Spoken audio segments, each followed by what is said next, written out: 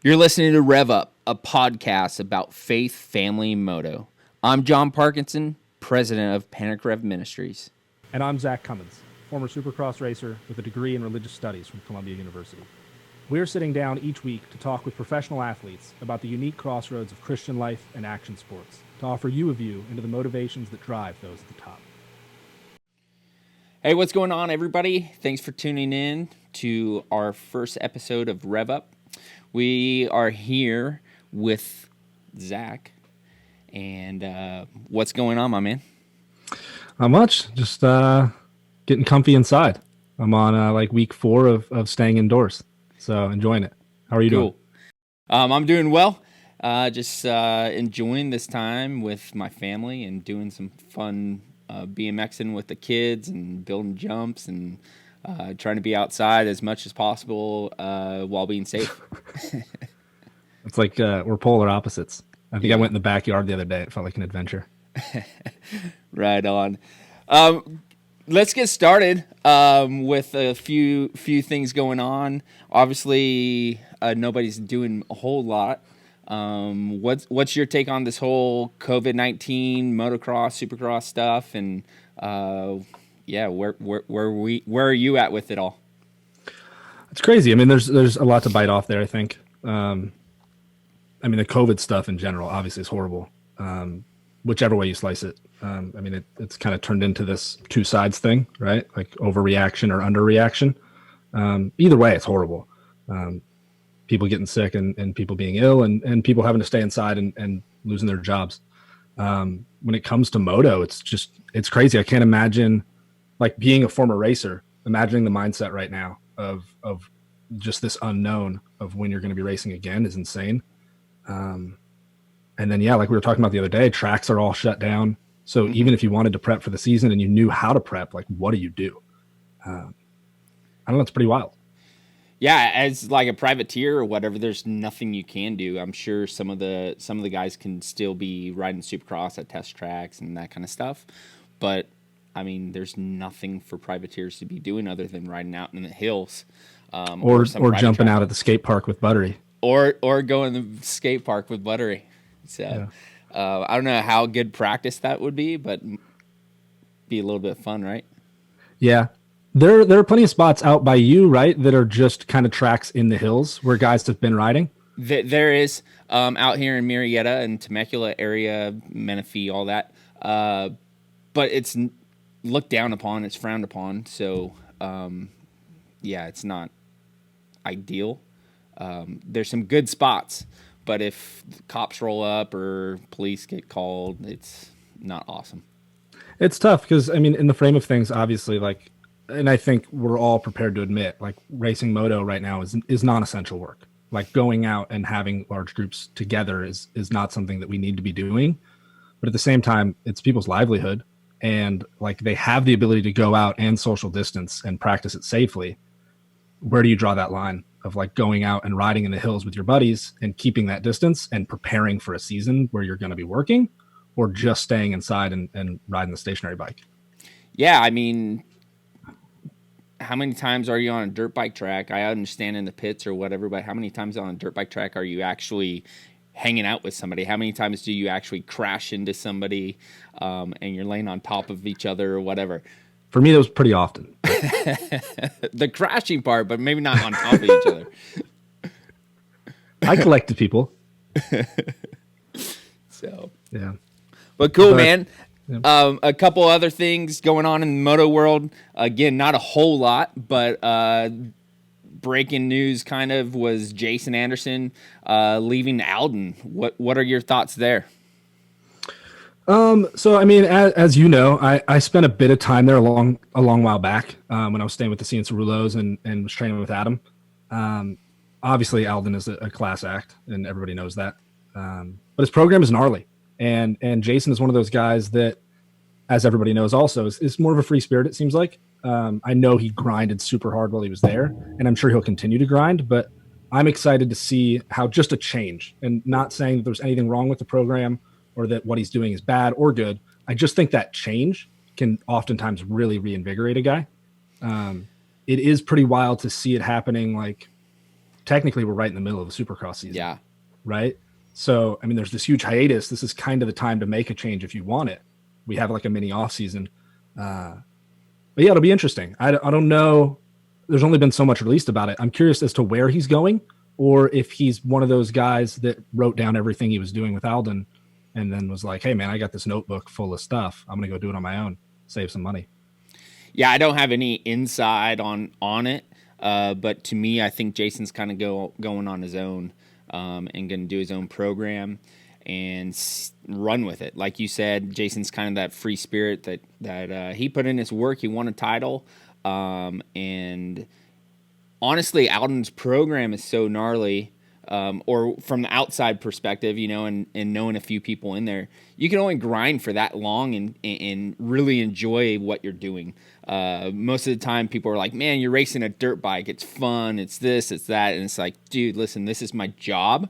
And it becomes just that. It becomes a job, and it's not enjoyable all the time anymore. And a lot of times, the majority of the time, it's not enjoyable, and it's just a job.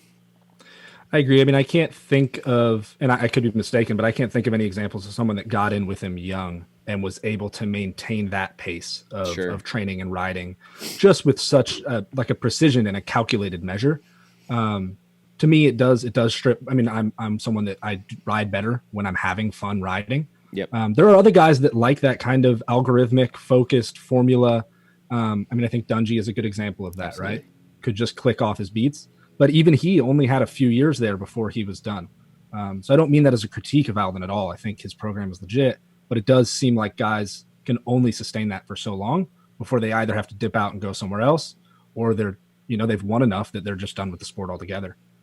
Yeah, totally, man. Like, I don't see, we haven't seen anyone stay there for a mass amount of time or their whole career.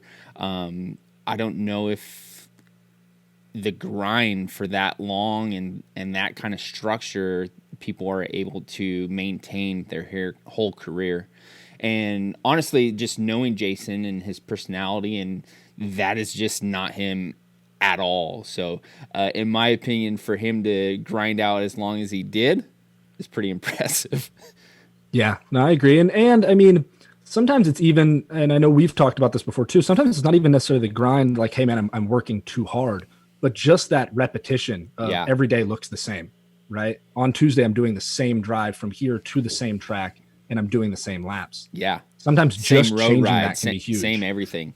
Yeah. I mean, we look at like Kenny, if I'm not mistaken, when Kenny left Alden, I think he went to Peter Park, and that was like just a change. Right. And he was on fire that year. Yeah. Right. So I think there can be that pivot that really helps guys without losing that fitness aspect of it. For sure. Yeah, I see Jason with or without Alden, honestly, as a top 5 guy. Is he a title contender? For sure. He's a race contender for sure. And only the future will show what comes out of this. And to be honest, how long has he not really been on Alden's program anyways in the last year or so? It's interesting as well. I mean, thinking about the fact that a guy like that can integrate into Alden's program and make that work. Because I think of someone that, like, to me is similar to him is Justin Hill, right? Is that free flowing, got to be having a good time, and then I will really produce. Can be one of the fastest guys on the planet. Yeah. But when you take that away, it's a struggle, and it's a lot harder for him. It's interesting to see, like, and impressive that Jason was able to make that switch and jump into that program and continue to thrive. So it'll be like, I'm excited to see him now going back to kind of, I mean, maybe, I don't know if fun was his motivation, but it seems like maybe getting a little bit more fun back into the daily routine, if that like unlocks this huge box for him. Yeah. I mean, I'm not sitting here saying Jason doesn't work hard, because I think he does. You're not able to be as good as he is not working hard. It's just, I need to have some fun. I need to be fresh. I need something new. And like you said, it's just a change of scenery, maybe, whether it's with somebody else or if he's doing his own program at home, and just having fun with it and instead of going to the track and pounding laps that day, going out to the hills with his buddies and doing some jumping and that kind of stuff. Total change of scenery, and I think we need to enjoy our dirt bikes to keep things fresh, and I don't know if that's happening there. Sure, yeah. I think a sidebar of that to another like positive outcome will be there's got to be some exciting content coming from Team Fried. Yeah, right. Like, who knows? Who knows once you take the leash off those guys? You still have some parameters with Husky and stuff, but we'll see. Another hot take is esports, dude. Like, there's no baseball, no football, no NASCAR, no moto, no nothing. ESPN's pretty lame. I saw somebody watching the spelling bee the other night, watching marble racing, all kinds of cool stuff. My dad was watching frisbee golf. Yes. Yeah. Like into it, watching frisbee funny. golf. So a couple cool things. Deegan has started his little supercross, couple different series. What's your take on esports? The General's Cup is Deegan's thing. Okay. It's going off right now. Yeah. I tried it, man. I played my hand. I gave it my best shot. I didn't make the program. I don't really play a whole lot of Xbox being in school. And I saw Deegan's thing. I saw there was a free trial for Supercross the game. So I downloaded it. I played for about an hour. And then I signed up for time qualifying. And I made it through the first round of like 200 guys. And then the next morning it was 96. And we had to go down to, I think like 22 for a main event gate. Yeah. And I got clipped. So that was a bit of a bummer. Didn't make the night program. But overall, yeah, I mean, I think esports is it's growing big without this. I think this is drawing a lot of attention to it and is going to help it thrive. Yeah. But prior to this, esports was going. Like, yeah, it's a rocket huge. ship. I mean, outside of sports, right? You got Call of Duty and all these tournaments that are already on TV. And with the internet, you could do it remote. I think it could be huge. Yeah, if my recollection is correct, I believe esports had already passed NBA and NFL in numbers of the drawing that they have for like a Fortnite World Championship. Sure. And the money, honestly, the money that those dudes are getting is insane. Yeah. There was Fortnite, not to like pivot hard from Supercross racing to Fortnite, but dude, there was a World Championship in New York when I was out there, and the winner got like $3 million. Crazy.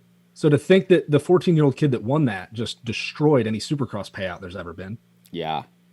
So yeah, I mean, you have that guy Ninja, sponsored by Red Bull, having Red Bull cans, and it's like, dude, you play video games? What the? Yeah. No, it's turning into a thing. There's a couple of schools that offer scholarships for their esports teams. Really? Yeah, I was looking into it. I mean, I'm not good at video games. You going for them? Yeah. Going for your masters in gaming. No, I mean, but at the same time, like going back to the sports side of it, it's something to watch. And we're all like, I mean, at least I am into racing in general. Yeah. Like it could be a turtle race. Yeah. If I got a guy I want to win. MX Sports is coming out with their Loretta's qualifiers. You going in for Loretta qualifiers? You might go into vet class. I missed my regional. I signed up. Oh. Yeah. We got Du Bois group chat from the PanicREV Bible study. They let me know that it was going on. I signed up for the C class for, I think Redbud was where my regional was supposed to be. Yeah. Last weekend. And again, didn't want to buy the game. I'm just cheaping out on buying these video games. They're like $70. Yeah, that is problematic, man. But it's cheaper than a dirt bike. It's not the same. It's not a fair comparison. I thought it was close. Yeah. No. On that note, I mean, some of the pro guys are ripping, right? Yeah. I mean, I saw that like Jalik Swoll has been dominating Deegan's thing. Yeah. And some of the star guys are getting in there now. Yep. You bring those things up, and I want to introduce our guest today. Bring him in for the remaining of the show. I'm excited to have this guy on our first show, and we're going to introduce Shane and bring him in right now. Shane McElrath. What's up, Shane? How are you guys? Good to see you this morning. You too, man. How are things? Really good. Just hanging out, really. It's some downtime right now, just with everything going on, and really just trying to do anything to pass time at this point. What have you been doing to keep yourself busy? Well, to start off, I'll say everything that I've been doing it really slow, so that it takes me a long make time. It last. But it's I mean, Joy and I, we live in a 700 square foot apartment in SoCal, so I run out of things to do fairly quickly. But I mean, we've done anything from puzzles to watching TV shows and playing video games, playing with my 3D printer, and trying to organize the apartment and just do and then reorganize every little thing. Reorganize. Just I've been watching the story updates on the 3D printer, and it's I was actually pretty impressed. Yeah, it's pretty cool right now. Like I said, we live in a small apartment, so my 3D printing office is actually on the dining room table. So thankfully, we don't use it a lot because we have like a island with some stools at it. So sometimes we'll just eat dinner there. But I have the whole dining room table covered in my 3D printer, and my iPad set up, my computer's usually set up, and then I have like failed prints, I have plastic laying all over the place. And so if we have company, Joy's like, you need to clean that up because people are coming over. And yeah, so that's kind of how it was. I haven't played around with it since like Super Bowl weekend, because we had some people over. I had to clean it all up, put it back up, and then I tried to prolong it as long as I could, because I knew once I got it back out, the mess was going to be back and it was going to stay there. So it's there, and I'm working on it. How many failed prints have you chucked across the room? Not that many. Actually, it took me a while at first to really get like the print settings dialed, and I kind of jumped into trying to print some things that I needed really quick before I knew how to even set up the printer that well as far as settings. So there were probably 3 or 4 times where I would print the whole piece and it wouldn't fit what I needed it, because I had no way of measuring it, or I wasn't sure how to draw it properly or had the right tools to even measure it. So it was kind of frustrating, because those prints can take like 8 hours to do. And then it's like, sweet, I got this, it's going to work. And then redo the whole thing. So I'm like, okay. Yeah. How you been training, and how's riding and all that kind of stuff? What's the deal? What's your program lately? Training wise, we've still been training like normal, really. At first it was okay, like the next supercross is canceled for sure, then the next one. And so at first it was like we flew to Indianapolis, got there, hopped on a flight, turned around and came right back. So that whole weekend of Indianapolis was kind of off, because it's like, okay, mentally we were ready to race, physically we were ready to race. Now we don't know what we're doing. So the whole weekend was like, okay, what do we do? This is weird. And then the next week it was, okay, well, let's just get on outdoors. And at the time I didn't have an outdoor 250.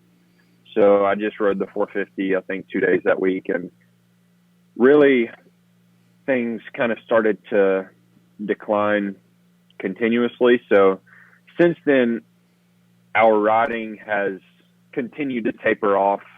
We haven't really been stressing about riding that much. We've just been trying to get in 1 day a week if we can. If not, it's like, okay, well, it's not a big deal. But off the bike training, we really kind of treated it as an off season. Once we knew, okay, outdoors is bumped back to around mid-June. We have 2 months at least before then. And so we kind of just went into a month block of training just to really pass the time. And for myself, just getting on the Star Racing team, I felt like our off season was good, but for me, I also needed a little more time just because of the whole change of pace, the change of team, everything new. So it took me a while to kind of like, all right, let's do this, because it's been hard really with nothing set in stone. It's been hard to keep that tempo up of, all right, let's keep working, let's keep getting better, when we don't really know what we're working for. So yeah, really training has been, it's been good. Especially off the bike, we've continued to make progress, and riding, as it's like, we've really backed that off and just taking it week by week. This week we have a recovery week, and now after the news of Supercross may be racing, we're planning on getting back on Supercross, and that's our plan. So yeah, I mean, how is that like mentally? I mean, I can't imagine. I mean, it seems like you're like pretty go with the flow and pretty positive about it, generally speaking. But I know I've talked to John about this before. I can't imagine, like, obviously you're in the middle of a championship that you're a contender for, and then you have to stop, and then it's like, oh, we're switching to outdoors. And then as of a couple of days ago, it's like, oh no, JK, back to Supercross now, and maybe in 3 weeks. Like, yeah. Is that causing anxiety, or do you take comfort in the fact that like everybody's in the same boat right now? I would say it's a little bit of both. I mean, just with what we do, too much of one thing can get old really quick. It's really easy to get stagnant in your training. It's really easy to lose focus. It's really easy to just go through the motions. And I've done that in the past, and I really strive to stay away from that every chance I get. So right now, I would say it was, at first it was kind of exciting, just because it's like, dude, this is new. Nobody knows what's going on. So it's more of a winging it program, Mm-hmm. which works.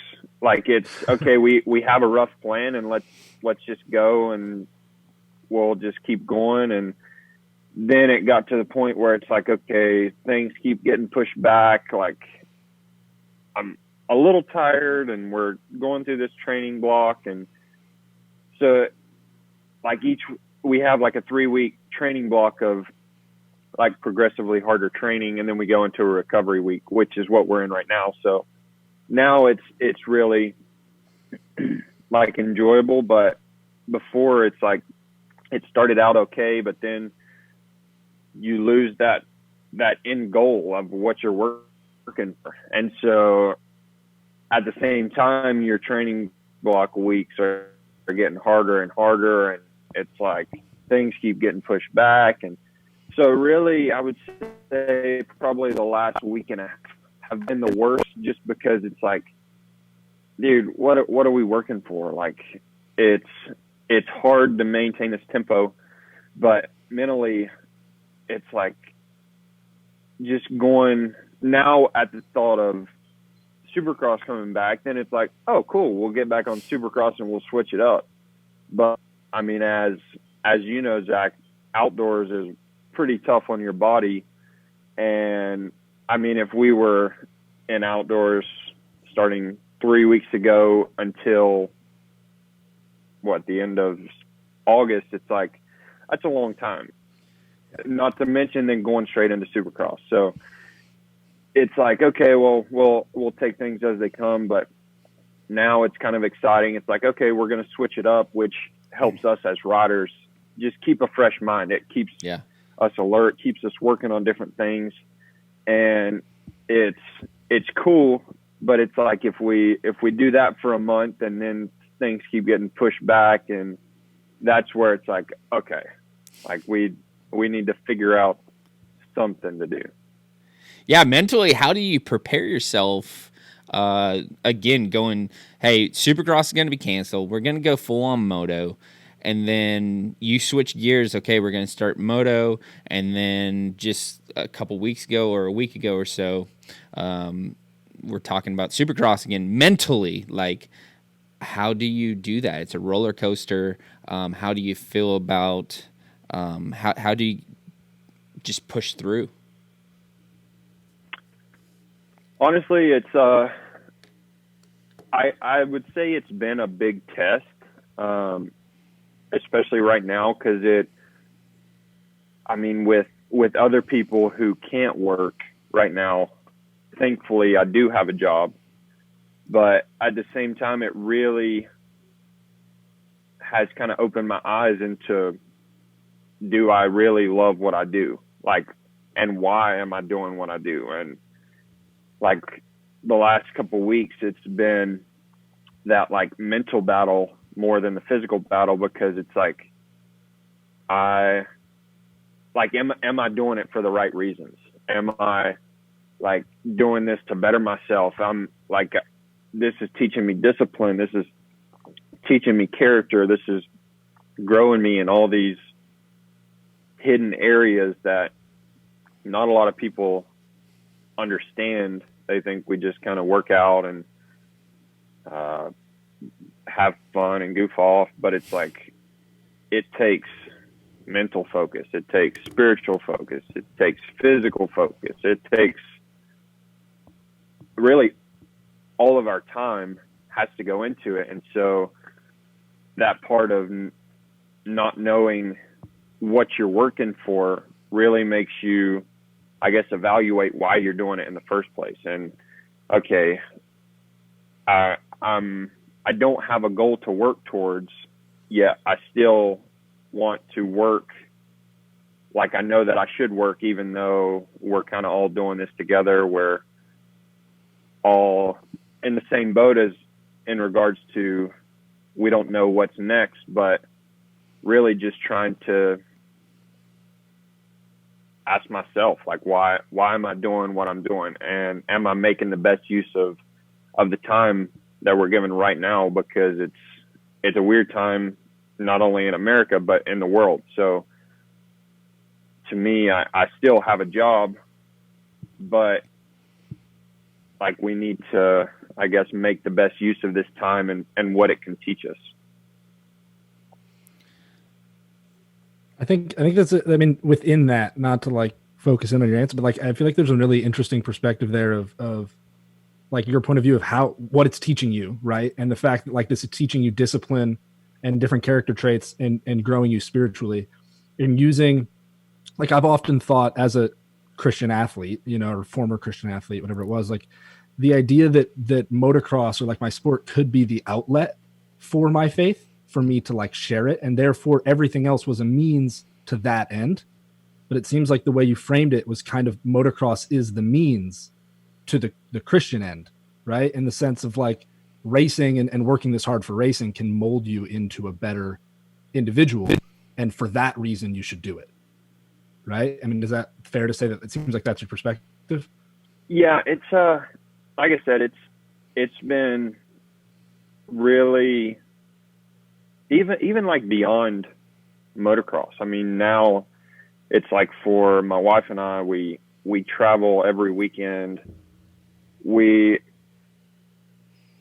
do, like, I feel like motocross is a small sport in terms of everything going on, but at the same time, I really felt like we were in the same rat race as everybody else, and just having to be stuck in our apartment.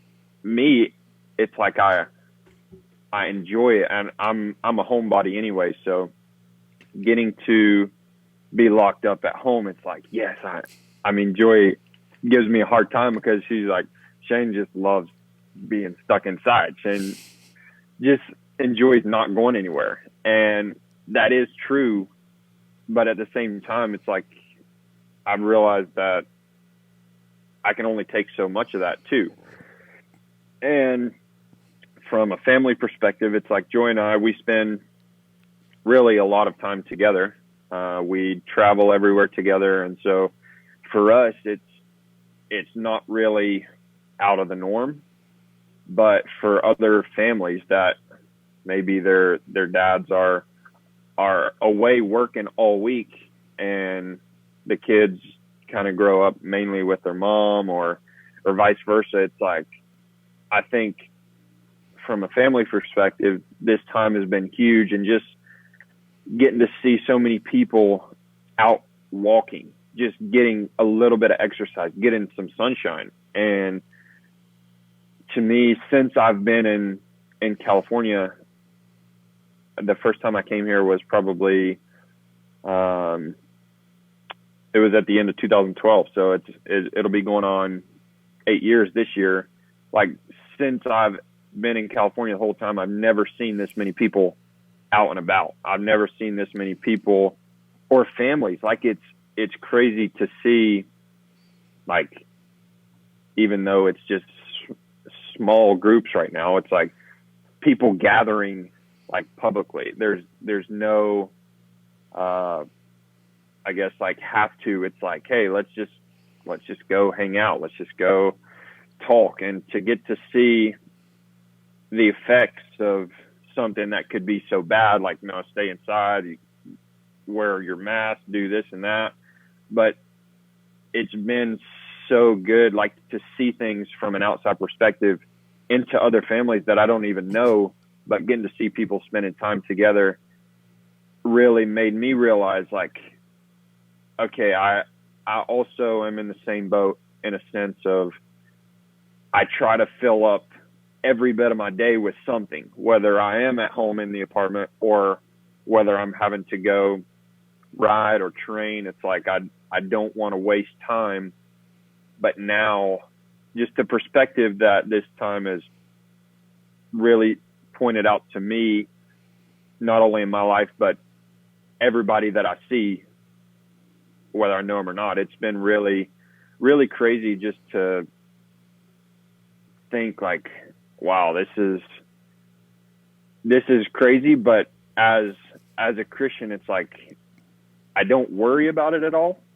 It's just, I'm excited to see what comes out of this because of things that I've already learned during this time and what I know that it's doing in other families. It's doing to other people that have never had a time like this either.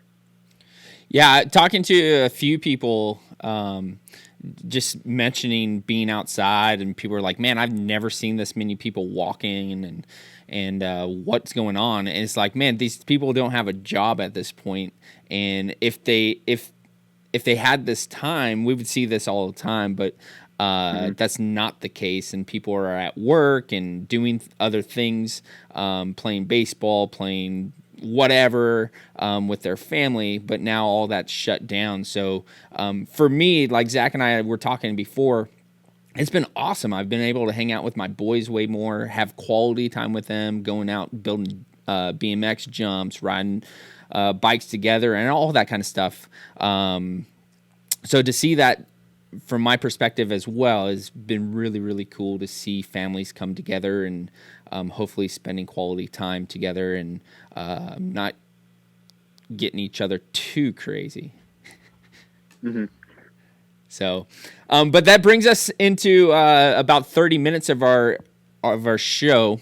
At every show, we're going to take a little break at 30 minutes, and we're going to have our devotional dig with our guests, which is going to showcase their favorite Bible verse in the moment at the time.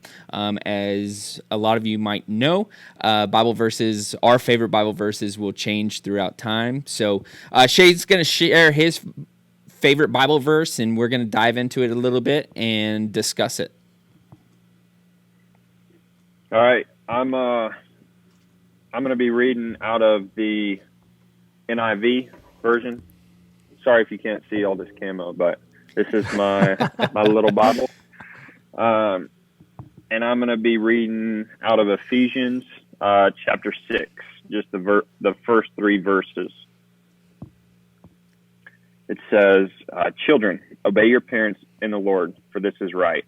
Honor your father and mother, which is the first commandment with a promise, so that it may go well with you and that you may enjoy long life on the earth." So it's really out of the norm verse, especially with things going on right now. But a couple weeks ago, I was going through Ephesians with like a moto Bible study group that I do online with the supercross and motocross chaplain.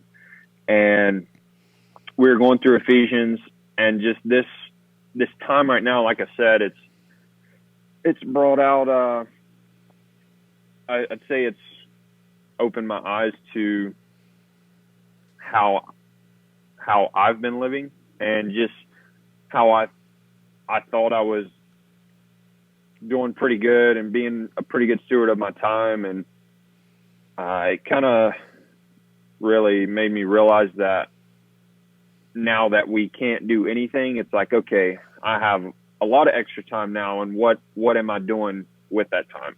And so the first verse is, "Children, obey your parents in the Lord, for this is right. Honor your father and mother, which is the first commandment with a promise." So to me, what this really spoke to me about is, now, like, I'm 25, my wife's 25, we're out living on our own, and my parents, as well as my wife's parents, it's like we're growing up, we're still fairly young, but we think we're old. But like, our parents will always be our parents. And what that's kind of taught me is, especially during this time, is to continue to be teachable, continue to answer to a higher calling, and not only in the physical, but also in the spiritual. I mean, God is our Heavenly Father, and we get so caught up in our will, what we want to do, when we want to do it. And this time right now, with everything being closed down, not supposed to leave your house, it's like, okay, well, now I can't do things that I want to do. And I mean, just like we read in the book of Job, when Satan had to go to God to get access to harm Job, it's like, I believe that right now, with what's going on in America and the world, I don't believe in coincidence. I believe that, all right, God, you're either allowing it to happen or you're causing it to happen. And I believe that either one is good. It's for us and what we want to do. It's like, all right, I'm bored out of my mind, and I've really been trying to be a good steward of my time even before all this happened. But now this has really made me open my eyes and realize how important a role God plays in our life, not when we want him to, but all the time, when we're stiff-arming him, when we're turning our back on him, and when we're wanting to do things for ourselves. And so the first 3 verses of chapter 6 really just convicted me about remaining teachable, not only from our parents. Our parents are always going to be our parents, and they're always going to say things to us as we're their children, which we are. And I don't think we'll ever grow out of that until our parents pass away. That's just how, I mean, even grandmas to my parents now, they're still their parents. They still say things to them to teach them things.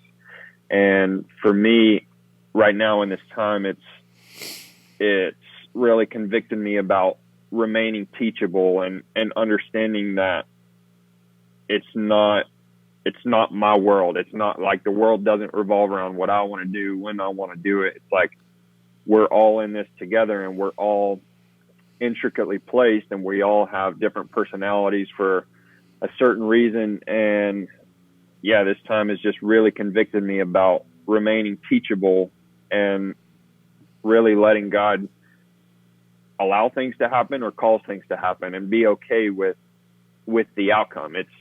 It's a sad time, and it's troubling to know of all the evil that is in the world. But I mean, in this Bible here, we're told that love conquers death.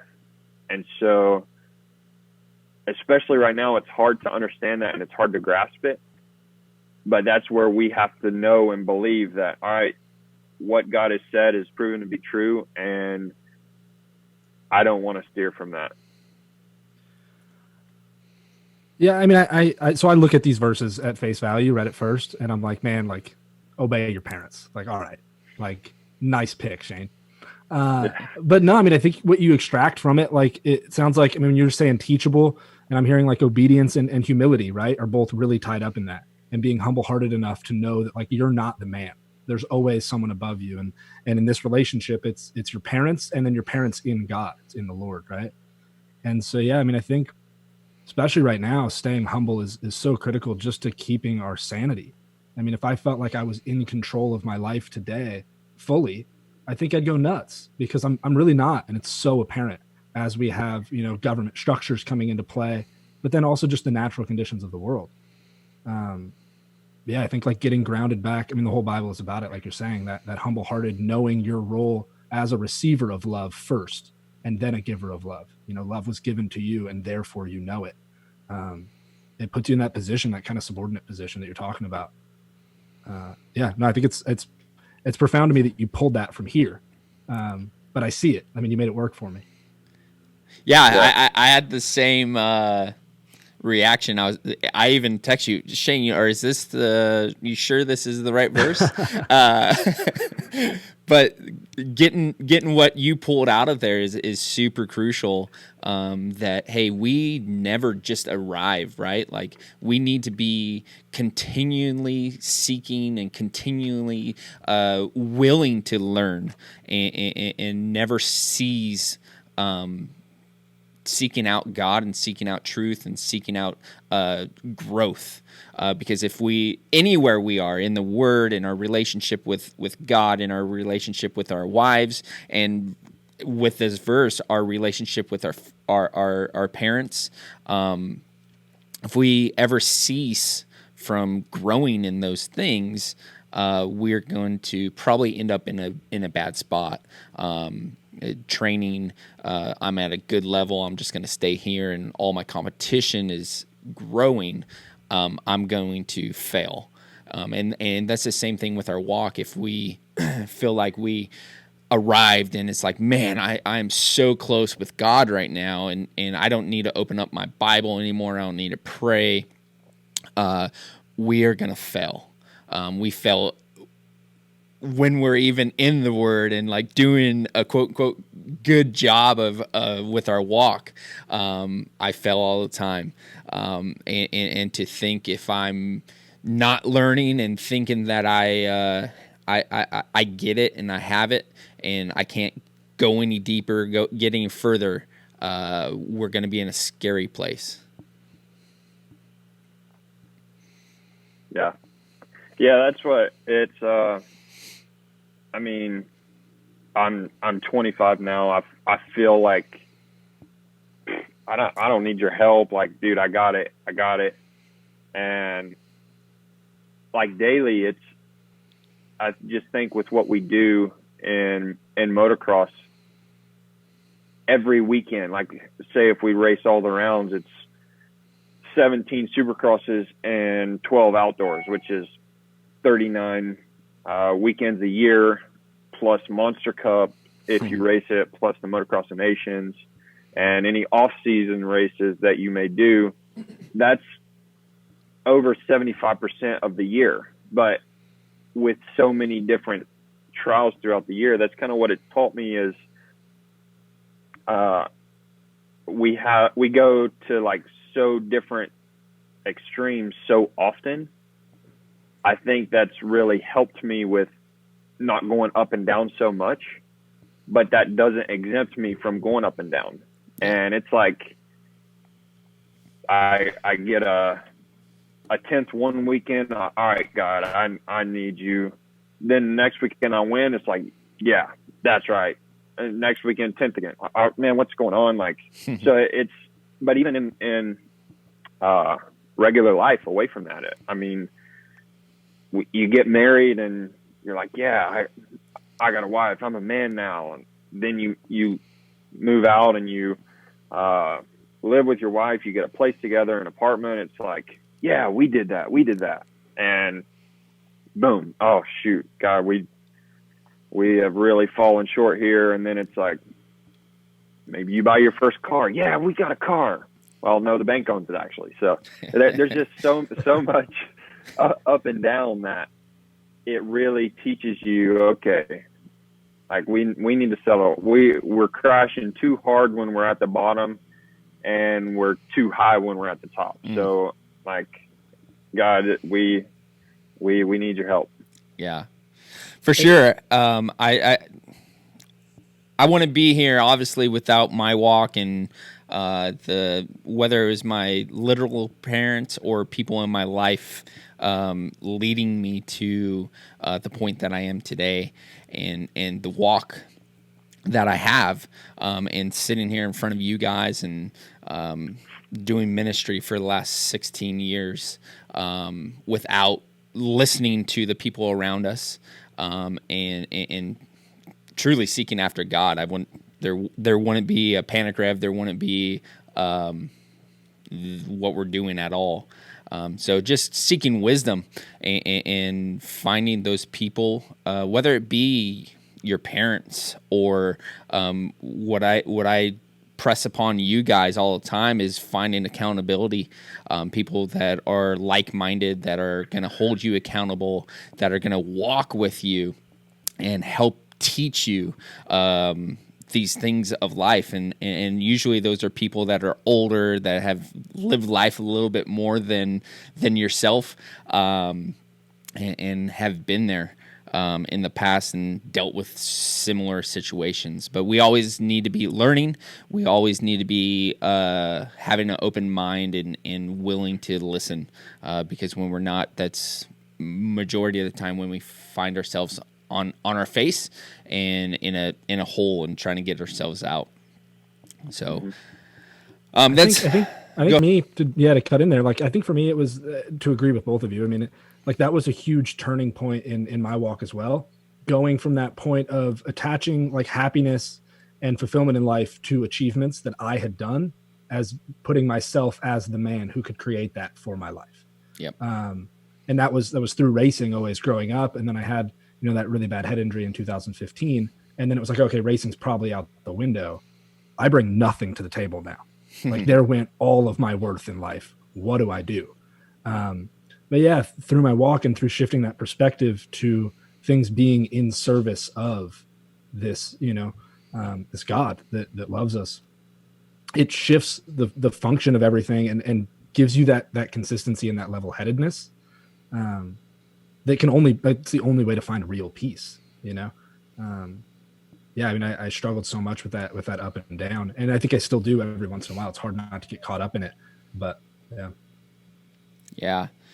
It's just so vital to have people in your life that are like-minded, and we're all striving for the same goal. And that is to have this relationship with Jesus and to finish this race that we're all racing, finish it well, and get that ultimate prize. Some of our listeners might not know what we're truly talking about, but that final prize is to see Jesus face to face and Him tell us, "Well done, my good and faithful servant," and everything that we do should that should be the reason. So I want to move forward and dive into your life a little bit, Shane. See who you are, where you've been, and how you have gotten to the point that you are today and sitting in front of us. So, can you just share a little bit about your childhood, how you got started in moto, where that started, how it started? Yeah. So I'm originally from Canton, North Carolina. It's a small town of about 4,000 people in western North Carolina in the Smoky Mountains.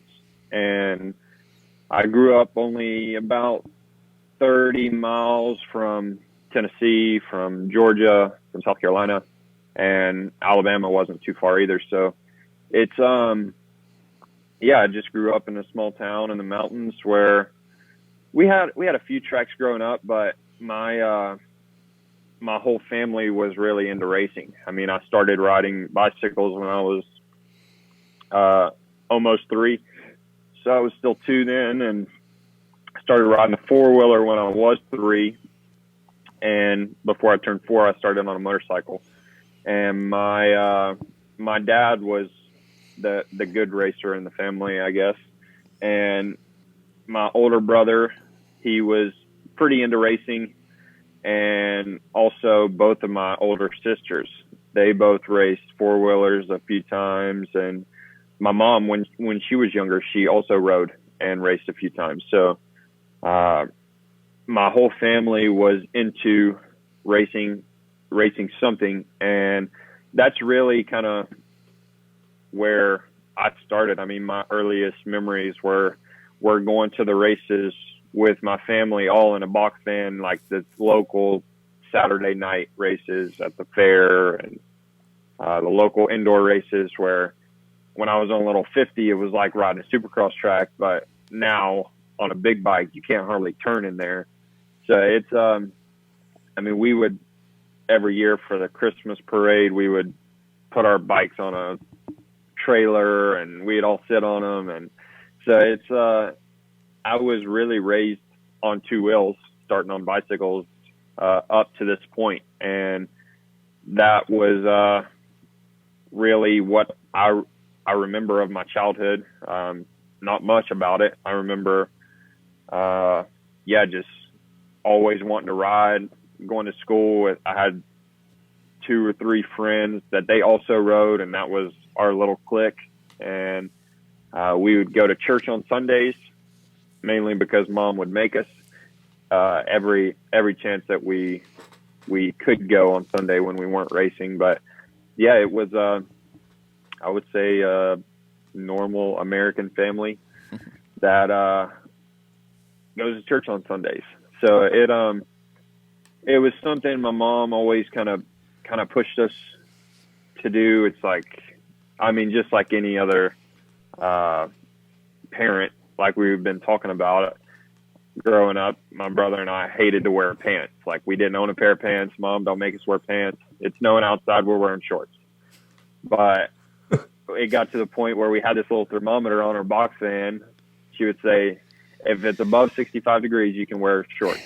And we would always go out there and, Mom, come on, please. And it's 64 degrees. No, not wearing pants or not wearing shorts. So it, I mean, I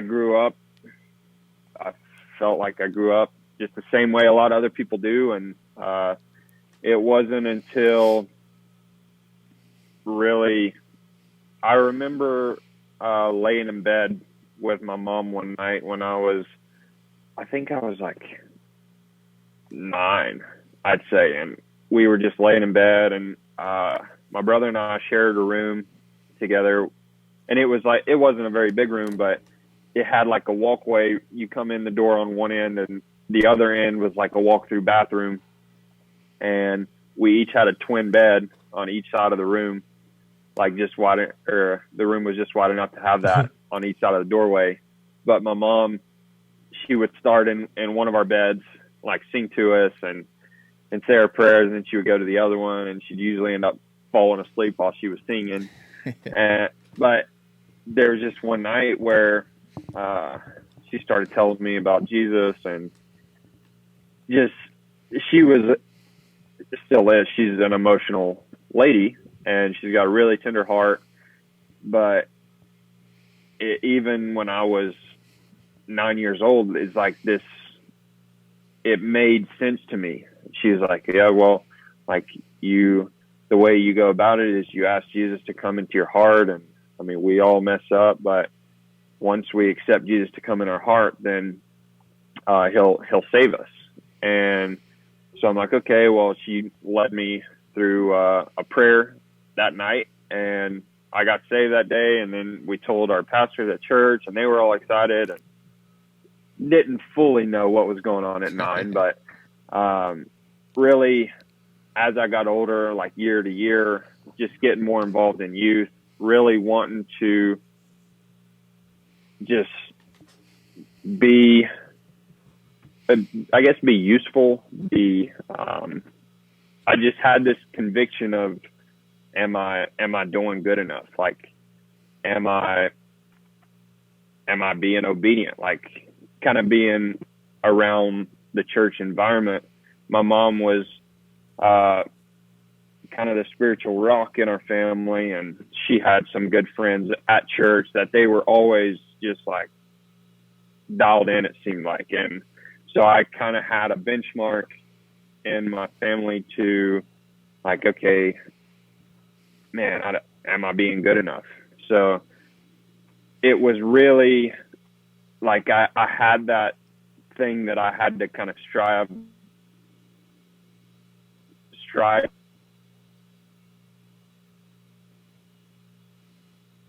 towards. Was when I got an opportunity to go live and train full time, really for the first time ever, at a place called Club MX in South Carolina.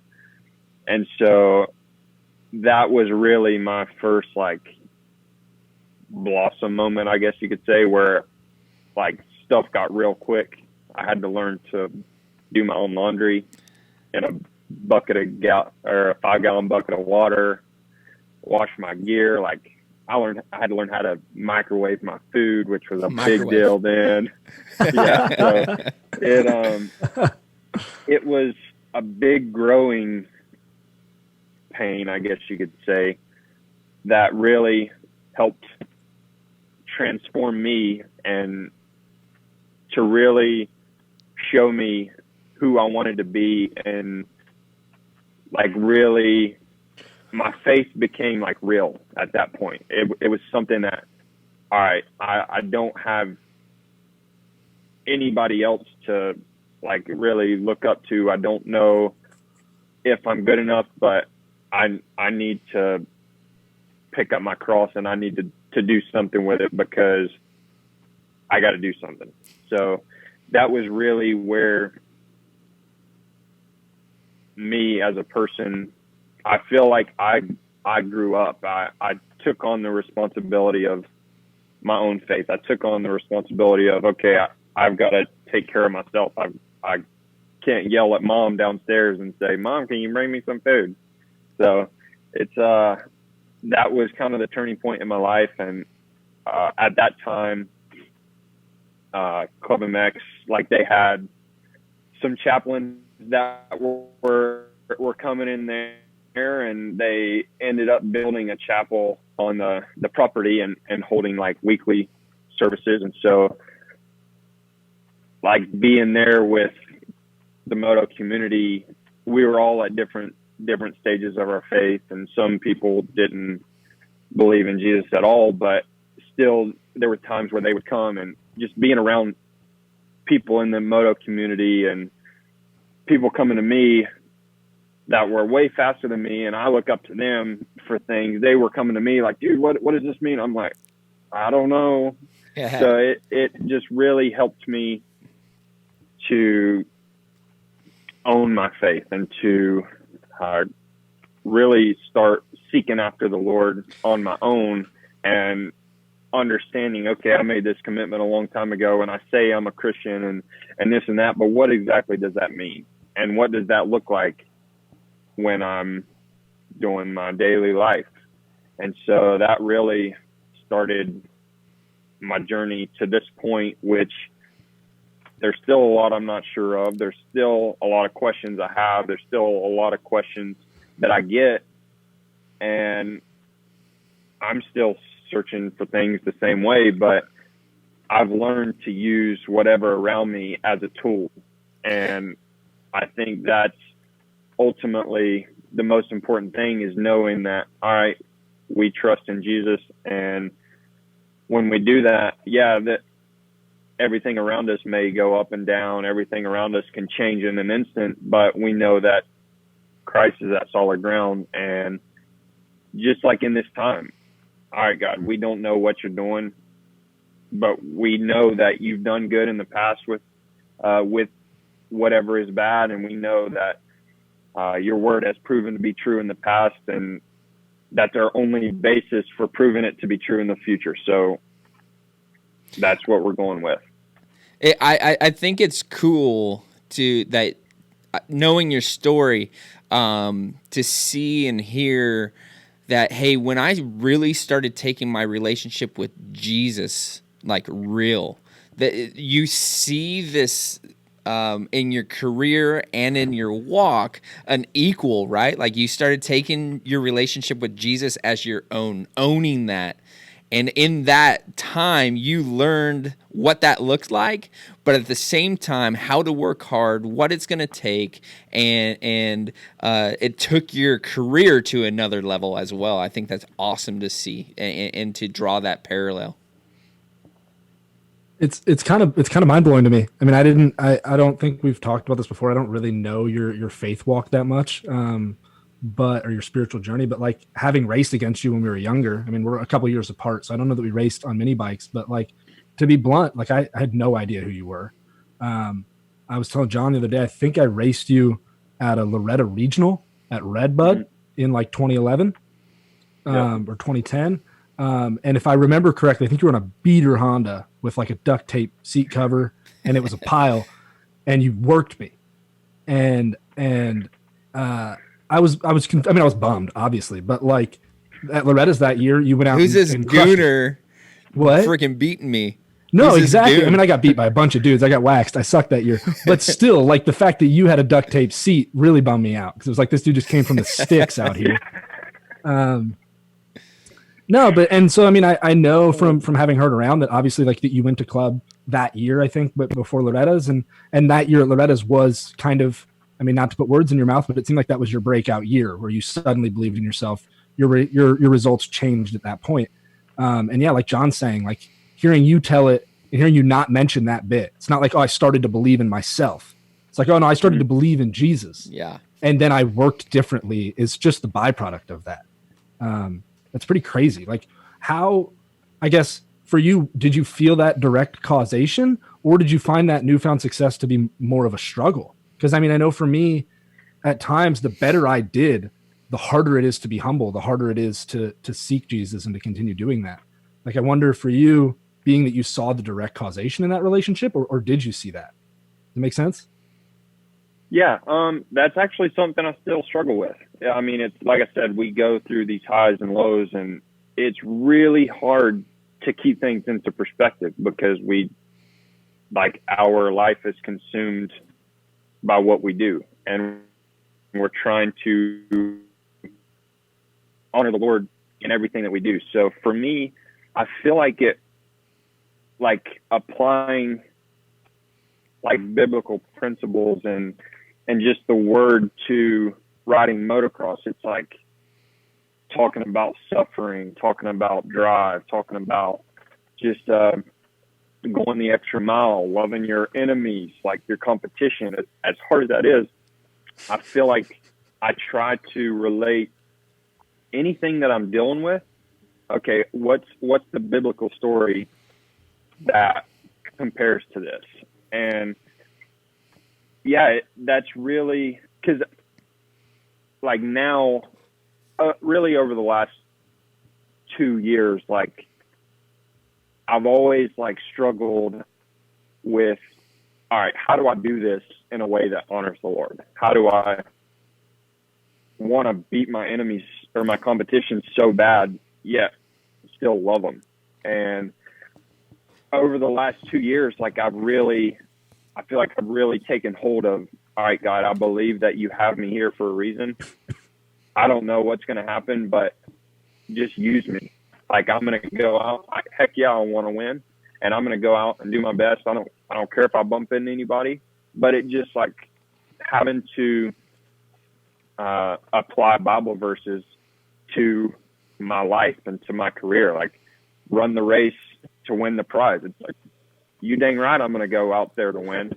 Yeah. So it took me a while, but now, I mean, just I have good friends that work normal jobs and they do the same things every day, and they've been doing the same thing for 15 years. And I'm like, how do you do it? Because I've only been doing this, well, dang, now I guess I've been doing this for 7 years, but it seems like I'm just getting started, but having to I feel like there's so many inconsistencies in motocross that introduces me to radical times of, all right, God, I don't know what to do. Like, this is new to me.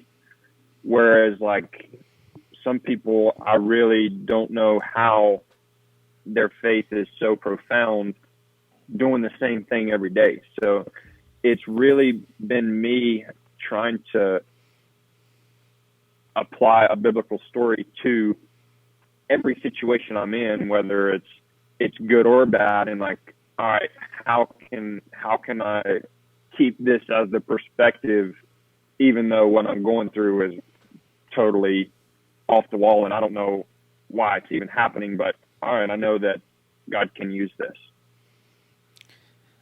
Yeah. Just going back to kind of I want to touch on your racing a little bit as growing up, because I don't know if a lot of people know, like in today's world, most these kids have a ride at 4 years old and they got like a supercross deal.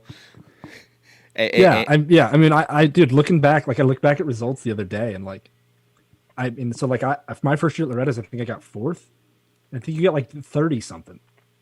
Like, it's insane, the transition of like just being at that level and not having that kind of equipment and growing up racing, but still being there every year and not realizing it. And I mean, is that where you're headed, John? Yeah, absolutely. Right. Like it's crazy to see, because those stories aren't the ones that we see very often. You know, like I said, there's these kids that are 5 years old signing deals for the next 15 years in the supercross today. And here Shane is the first 5 years or so getting 20th, 30th at Loretta's, right? And it wasn't until a little bit older that you had some success there, where we look at today in amateurs, that is the race, and Shane never showed up to really any of the races. It wasn't like he was this prodigy. So, like, can you touch on that? How and what that has done for you in motivation, and how did you see yourself coming back every year? I would say, well, I know I'm a very competitive person at anything I do. And for as long as I can remember, I've been that way. And so growing up, like I said, I went to school. We had a track at our house, but once I was on super minis, like that was kind of the biggest bike you could ride there. We had a little over 2 acres, and it was a decent track. Like I had a set of whoops on it. I had some like rhythms, and it was good. I would come home from school, especially when I was younger, just fill my 65 up with gas and pretty much ride till dark. And that was kind of how my younger years were. But then once I got older, especially once I got on big bikes, when I started riding 125 when I was 12 originally. And at that point, we kind of needed some bigger tracks, and we didn't really have many decent tracks that were within 2.5 hours of us. So it was really like, if I could ride every weekend, that was like solid. But sometimes it was every other weekend. And I mean, once a week I would go on like a run with my sister and some of her friends after work. And it just, I think for me, it was like, I never had enough of it when I was younger. I never was like fully consumed in it to where it's like, okay, I need something different. It was like all I wanted to do was ride, but I was I did opportunities to ride every time that I was there. So it, do you think that's a problem today with kids riding so much, training at such an early age? I wonder about that too. I mean, you see these kids that like get on a full program I mean, even for me, and I'm not saying that like I was that good, but like I know when I was like 11 or 12, like I had like a guy writing a program that like laid out like when I worked out, when I napped back then. It was there were naps in the program, which was cool, but like really specific stuff for the whole day. And you get kind of fried pretty quick, and it turns into a job really quick. And I do wonder if like we're seeing kids lose that hunger. You know, I mean, that's something we see with like Deegan. I think Deegan does a really good job of it looks from the outside. Like his kid works hard, but has a lot of fun. Yeah. Mm-hmm. Yeah. And I have quite a few good friends that's good to younger. Hear. Yeah. I have some good friends that are younger, that are on their way through the ranks, and they ask me a lot of questions. They come to me, hey, we got this option here in front of us. What do you think we should do? Or do you think we should be doing this, or we should be doing that? I'm like, slow down. Like, I do see the problem in starting young, and a lot of the problem I have with it is parents are too involved. Yeah. But at that age, the parents have to be involved. Yeah.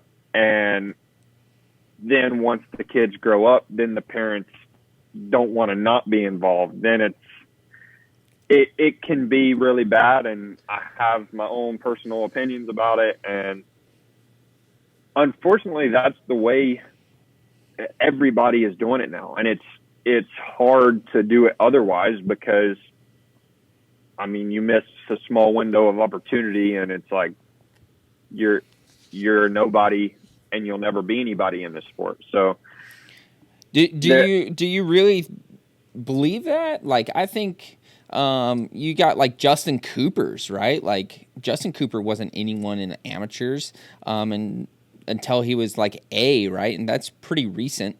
He wasn't a big name or anything like that. So I still think you can not be this prodigy. It's going to be difficult, but do you really think that you have to be that guy at 5 years old, 6 years old? Obviously on 85, you have to be doing something, but what is your guys' thoughts?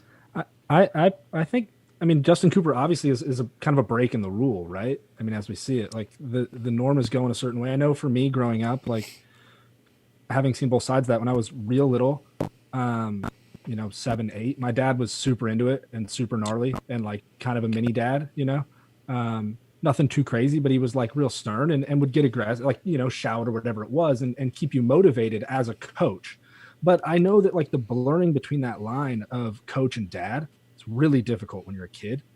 And like, hey man, you hit that corner bad, sometimes filters through as like you're not good as a son or whatever it is. It can filter really poorly to where you feel like they're not proud of you, like as an individual. And I think that's really dangerous. My dad fortunately realized that, and then was like, hey man, I want to be your friend. I want us to have a relationship. I want to back off of this. I want to just listen. I like going to the races on Monday morning. I'm a carpenter either way, whether you want or not. Right. So if you want to win, you got to work harder. That's it. Him doing that and taking that step back, I thought hindered me. I struggled to get what I needed out of each practice day because I was a kid and I didn't have someone like pushing me that extra inch. Yeah. And then I was fortunate enough to have the Ciancerulos offer to take me in. I lived there and trained with them.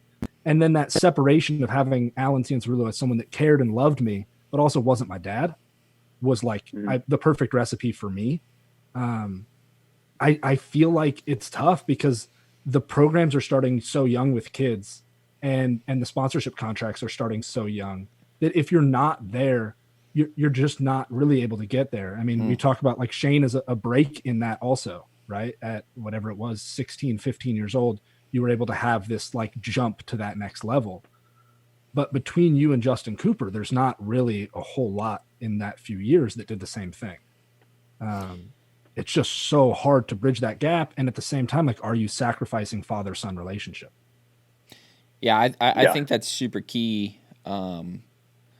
Like as a dad, right? Like I want my kids to be the best at whatever they're going to be, whether that's athletically or at school or whatever, and to push and motivate.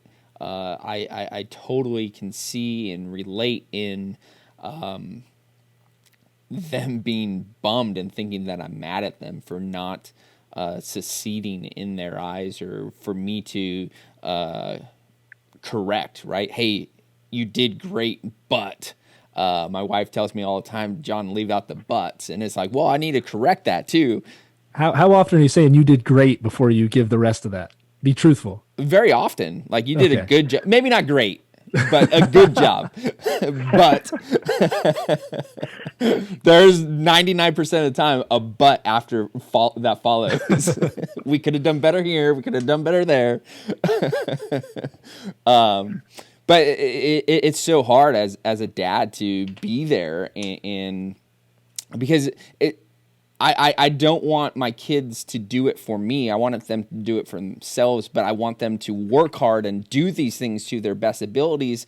And when you see your kid, when you know what your kid's capable of, I'm going to hold them to that level, right? In every race, every game, whatever, is not going to be your best race or your game. And we're going to have bad days, which is understandable. But how do we learn? How do we grow? How do we get better from those circumstances? And if we don't learn from those times, then our failures, we usually learn the most from. And I think as a dad, as a parent, that is pretty crucial. Especially if you don't have a coach or whatever that looks like. You ultimately are that coach and that crutch and who you lean on. But through my years of working in the moto industry, and I've just seen way too many crazy moto dads smacking their kid and just not fun stuff. Yeah, and that's like we were talking about earlier, like Zach was saying, there's like a break in the system. It's I would say it's pretty uncommon for, say, a person to slip through that mold, because it's like everybody has this pack. All right, these people are on the come up. These people are going to be really good. These people are the benchmark. And then you got the people that are constantly right behind them, who are only there half the races, who maybe they are really young, maybe they just can't afford to go to the races. And kind of like what I tell people that come to me about, man, how did you get to where you are? I was like, well, I really point it to divine intervention. I mean, there were so many times throughout my career where it was like, why in the world do I have this opportunity when I shouldn't have this opportunity? Like there's nothing that led up to this that should be like right here in front of me. And like when I first was introduced to Tyler Keefe from Troy Lee Designs, it was like, I was going into Loretta's that year in 2012. I had really trained for one full year at that point, and I was supposed to move up to the A class right after that. And beyond that, we didn't have anything. It's like my brother was starting to take racing more serious, and my parents just couldn't afford to pay for both of us to race. So it was really winding down to, we don't know what's going to happen after this. We may have to make my brother stopped racing, and then boom, met Tyler Keefe, and I started getting paid just a little bit. And at that point, I was like on my own. Like my parents was like, we can't afford to pay for anything now. And now that you're making a little bit of money, you're going to have to just pay for everything. And so I was understanding of that, and I was okay with it. It was like, it wasn't much, but I could support myself. And that way my brother was able to race a little bit too.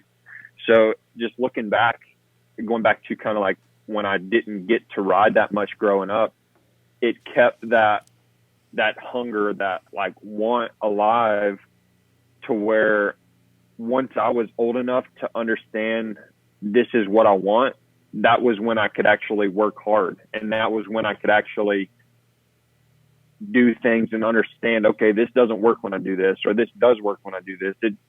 It was kind of prolonged to the point where, or the point of maturity where I understood what it was that I was working towards and why I was working towards it and what it was going to take to get there. And that's what I tell a lot of people that come to me, especially if they're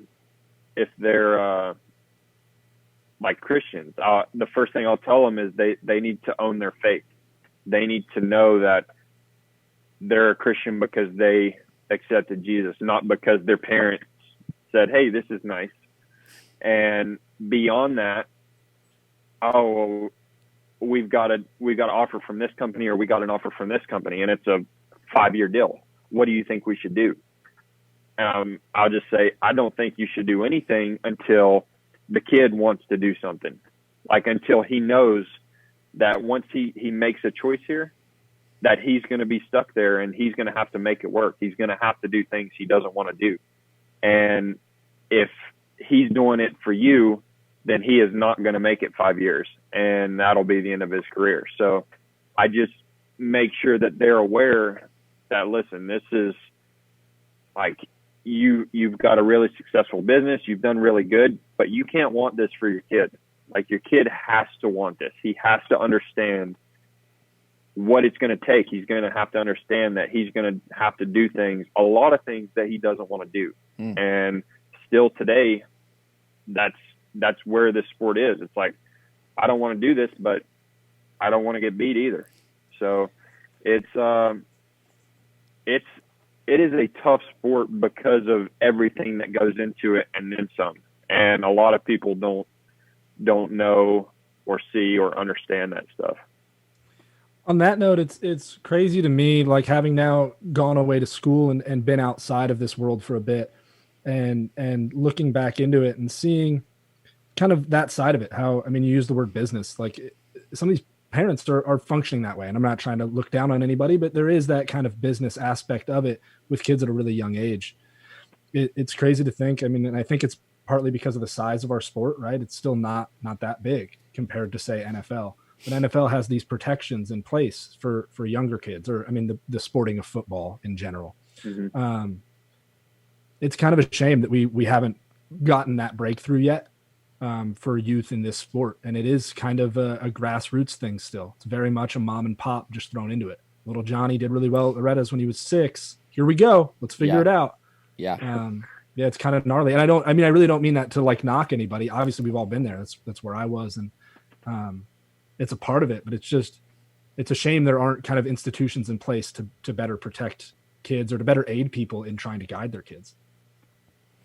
Yeah, it's crazy to think that here we are in this sport and there's no real structure of anything and how it's done, right? And what to do and how to go about it. Obviously, there's these races that you should go to, but everybody knows, hey, go to Loretta's. You do good at Loretta's. You should be able to do something in the sport, which is pretty crazy. Like, there's scenarios out there that dudes winning at Loretta's get a factory ride and they barely make mains on Saturday night. That is insane that we've taken that structure and use that. Like, Loretta's is a great place. It's a great track, and it's super difficult. But more times than not, like that one race isn't going to make a champion. I've gone back and forth on that note. Like Loretta's to me is a super mini track. Sure. Like I think they put on a great event. I'm not a huge fan of the track, and I never have been. And my last year there racing 250 and 450A, a 450 on that track is a complete joke. Like to judge anybody off that is ridiculous. Yeah. But at the same time, and I've talked to team owners and sponsors about this, there is that aspect of, no, we made this the race. There is that much pressure and everyone knows it matters that much. The best guy is going to come out on top. Like when you're in a championship, it doesn't matter what the track looks like. You have to be able to be the best when it really matters. And so I think just the pressure aspect of it is what validates it. The fact that they've made it into that gives it credibility. I totally, what the illustration that I gave you, that's not like the norm, right? Like it doesn't happen very often. The guy usually wins at Loretta's, but I think something that the sport has done and we're doing a better job is like Monster Cup. I think Monster Cup is giving these kids a kind of real life scenario, right? Of supercross, this little hybrid supercross motocross track. I think that's a great transition where, as you said, Loretta is not as much for the big bikes, right? But here's Monster Cup. These kids racing the same track.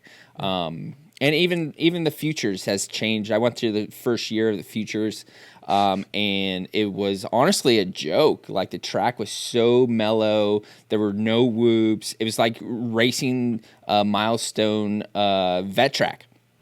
But they've left the track alone a little bit more. Obviously, tame the whoops down, but they're not taking everything out and giving them an actual track to race on that it should somewhat prepare them for what's to come. Yeah, it's I mean, like I said, growing up, I had a whoop section on my track at home, and it was only 7 whoops. But at the time when I was on super minis, they were like big, and it was kind of like out of an S turn into this little set of whoops that were a little bit uphill.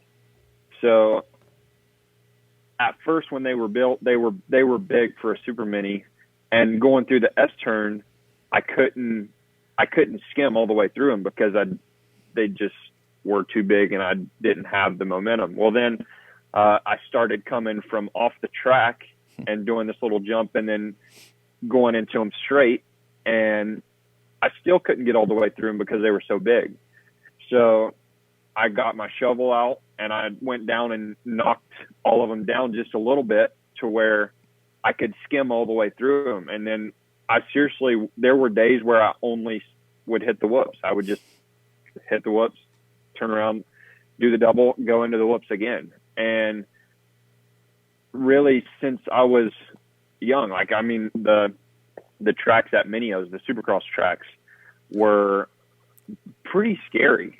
Is it fair to call that a supercross track? Well, as an amateur, I mean, I think that was the closest thing on the circuit to a supercross track. And I remember when I was younger, like skimming the whoops. Like there was one time my entire amateur career where I crashed in the whoops, and it was because I was scared of them.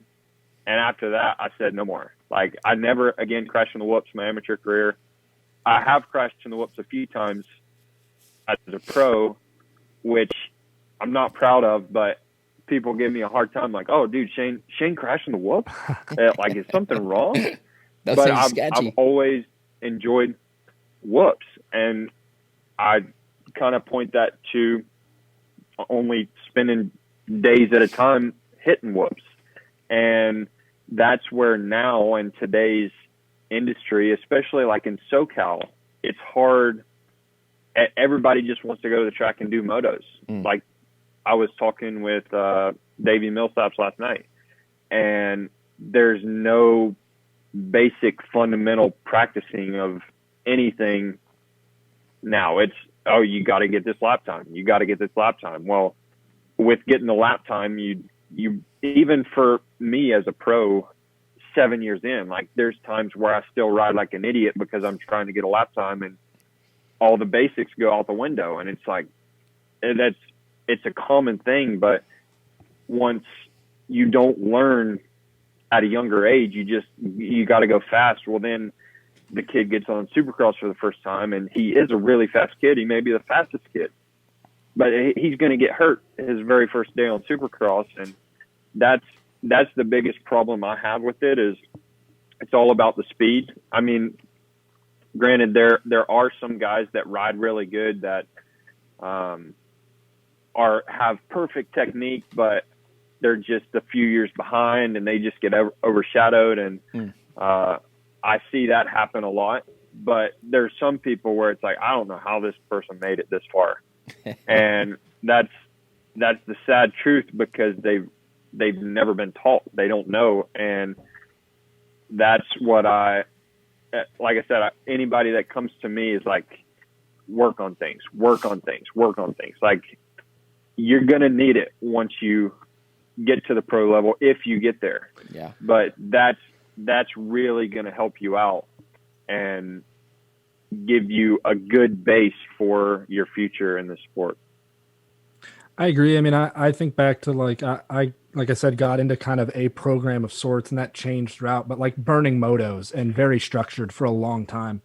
And toward the end of my amateur racing, like was able to have a pretty solid program around me with like Mitch helping and all of that. And my vision was kind of just to emulate what the pro guys were doing. Right. Mm-hmm. And not realizing at the time that a lot of those guys are in a maintenance state. They've got the speed, they're winning, they're looking to continue that. Whereas I still needed to build a lot. And I remember like my last year and a half or so as an amateur, like for me, when I really started moving from like third to fifth to like winning stuff, and battling for wins, was like, I was going to work with my dad like most days, or at least a lot of the time. And then going to the track after that with his buddy, Matt, who used to race pro and was really solid. And there were times we would go to like 395 and unload. And Matt would be like, oh no, we're not actually riding the track today. And I was like, what do you mean? He's like, no, we're doing drills around these 2 metal trash cans all day. I was like, oh no, I don't want to do that. He's like, no, you are. And then we would just burn like braking drills all day long, and it would wreck the bike and I would be spent. But then my braking and like my cornering was so much better when I got back to the track. And I think a lot of people miss that. It's super old school in moto, and this kind of new wave of emulating what the pros are doing misses the mentality of like how much fundamentally you need to gain. For me, doing that fundamental work, even at 17 years old or 18, whatever it was, like gave me an edge that really moved me up and like gave me so much more confidence in how I rode the bike. I'm going to throw one of our buddies under the bus. Back when he was probably like he was in B class. We're up in Washington at Washougal at one of our camps at Washougal. And my buddy Timmy Wiegand was one of our trainers, and he was an off-road guy. And so one of the things that we did at the end of camp is Timmy would take all the campers on a trail ride. And here's this kid winning B classes at Loretta's, winning big races, right? And it's Darian Sinai. They're on this trail ride, and Timmy's like, okay, we're going to go up this hill. And Darian's like, no, I'm not going up that hill. And Timmy's like, dude, what are you talking about? It's like any other hill. But it was like single track. So he was like, no, I've never ridden a bike off of a track. And so that is just nuts to me that these kids, even like that was Darian, and he's probably your age, Zach. So it's not that long ago, him growing up in the amateurs and only riding a dirt bike track, never going out in the hills, never having fun on trails. And he was literally, there was kids not very good going up this hill. And here Darian is telling Timmy, no, I'm not going up the hill. It's too big. Because he was scared of riding up the hill, where Horsepower Hill was just as steep. It was like no big deal, but it was a single track, but he was scared. And I think that is a shame that kids are not enjoying the sport and enjoying riding their dirt bike, and parents at the same time aren't remembering why we started riding dirt bikes, and that's to have fun. And that's something we try to incorporate at camp, right? Like, hey, we all do this thing because it's fun. And I think in the middle of chasing this quote unquote dream, we lose sight of why do we do this? And obviously Shane and you, Zach, it eventually becomes a job. Don't make it a job before it has to be a job, in my opinion.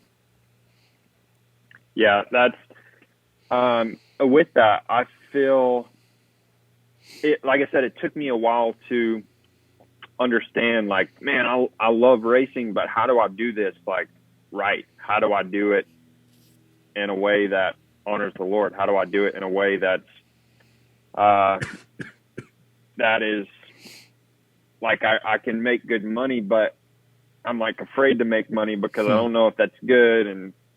But it's probably the last 2 years where I've accepted it. Like, this is my job. Like, I want to do my job good, and I'm okay with it being a job. Like, before it was like, I just love riding my dirt bike, but I don't want to do this stuff because it's not fun.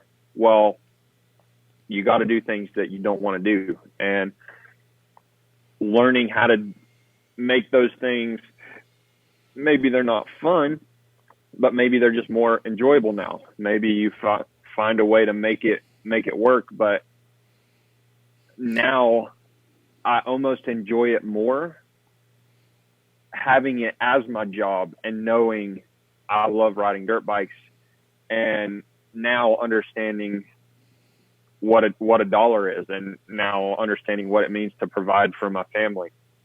Not only that, but as Christians, right, we are to do anything and everything to our best ability to glorify God. And if we have that perspective, right, like, it might not be fun in the moment, right, but I am called to be here, and I am to do my very, very best in every situation, whether it's fun or not, right? Like, I had somebody working here, and I said, man, if I have you clean the toilet, scrub that toilet to your best ability. Make that thing shine, that Jesus himself would be proud to take a dump on that, right? Like, that, it's not the most glorious job, but do it to your very, very best ability, no matter what it is, because we have a higher calling, and that calling is to glorify God through everything that we do, in every circumstance, every situation, fun or not.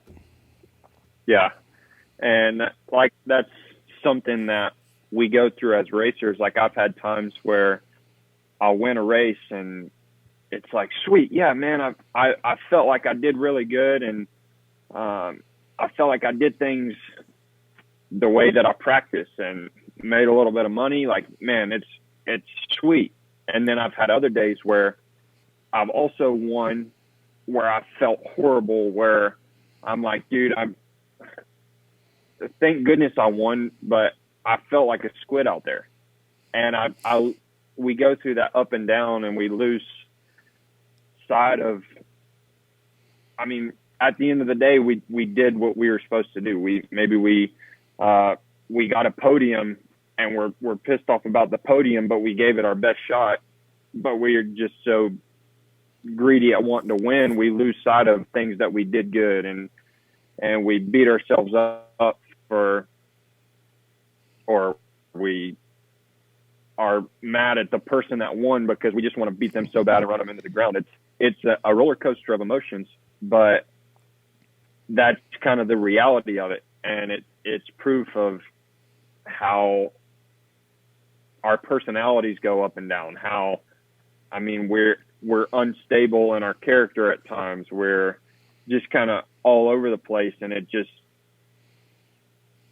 to me, it just furthers that need of a constant, of a Christ-like, just something in my life that, okay, I need to escape riding. I need to escape traffic or going to run these errands. I need something that is going to like just help me to relax during all this. And that's what we look past a lot of the time, is the have to, the like, yeah. Circling back on that, like, and I mean, so John and I earlier were talking about like Jason Anderson moving away from Alvin, and kind of the constant of a program and then a change in things, and how change can be good, but some guys seek that constant. And with you kind of talking about like that constant mentality, and then, I mean, I've heard you talk about like this off season making that switch away from that program. You really had to lean into God, right? Like you and Joy had to trust that a lot, and it was a big change. Like, how do you feel about that change and that breaking of a constant there? Is it something that like reinvigorated you in a way, or is it just kind of another change? I mean, how does that? Yeah, I would say that really kind of shook up our lives, shook up our faith walk, shook up our career. And while that sounds scary, that's kind of what we needed. And I don't operate well without a plan. Like right now, it's like with having to work, with having to train, it's like, why are we doing this? But it's like you set something to work towards, then you bet I'm gonna work towards it, and I'm gonna try and get there first. So it's for me, just looking back over the last couple of years and going through all these up and downs, and we didn't realize how much of a constant we had until we weren't in that constant. And we just, there were just different things that kept coming up that was like, man, why isn't this working? But at the same time, we wasn't changing anything to get a different result. And once we were kind of aware that, man, we've been expecting a different result, yet we haven't been putting our effort towards a different result. Yeah, we might have been doing everything that we could, but we were doing it repetitively and expecting a different result. That's where we fell short. And Joy and I, it was like just last week, I believe, we were just talking and just about where we are now, and how like it scares me now, knowing kind of how comfortable we were and how much we were stuck in that constant. It scares me to ever think about being there again. And whereas Joy, she's kind of the opposite. Like she wants to have a constant, but it's more, I guess it's a good constant, not that she wants to be back where we were, but she needs to figure out a routine in our day-to-day lives, and then she can stick to it, and then she's fine. And then once something changes, it's like, oh crap, what do we do? And we were just talking the other day, like, she's kind of on one side of the spectrum now, and I'm kind of on the other, mainly out of fear, because it's like, I want to be so far from that line of being comfortable that it's almost toxic. And so you're seeking chaos a little bit. Yeah. And so for me, I'm okay with that, but I have to be aware that Joy isn't the same way, and that we need to find that middle ground. But that's really, really shaken up my whole world in a good way, because I realize how easy it is, especially in this sport. You see what the top guys are doing, and like you said, you want to replicate it. You want to do it. Well, I mean, do you want to beat the guy, or do you want to finish right behind him? Or do you want to do this? Yeah. Like, I remember in my math class in high school, there was always a sign on the wall that said, don't just do enough to get by, do enough to get ahead. And I mean, like, you playing around with your buddies, like, if you do this to me, I'm going to one up you. Like, so it's, now I would say I am very afraid of being comfortable again. Not that I can't be comfortable, but I don't want to be stagnant. That's one of my biggest fears now.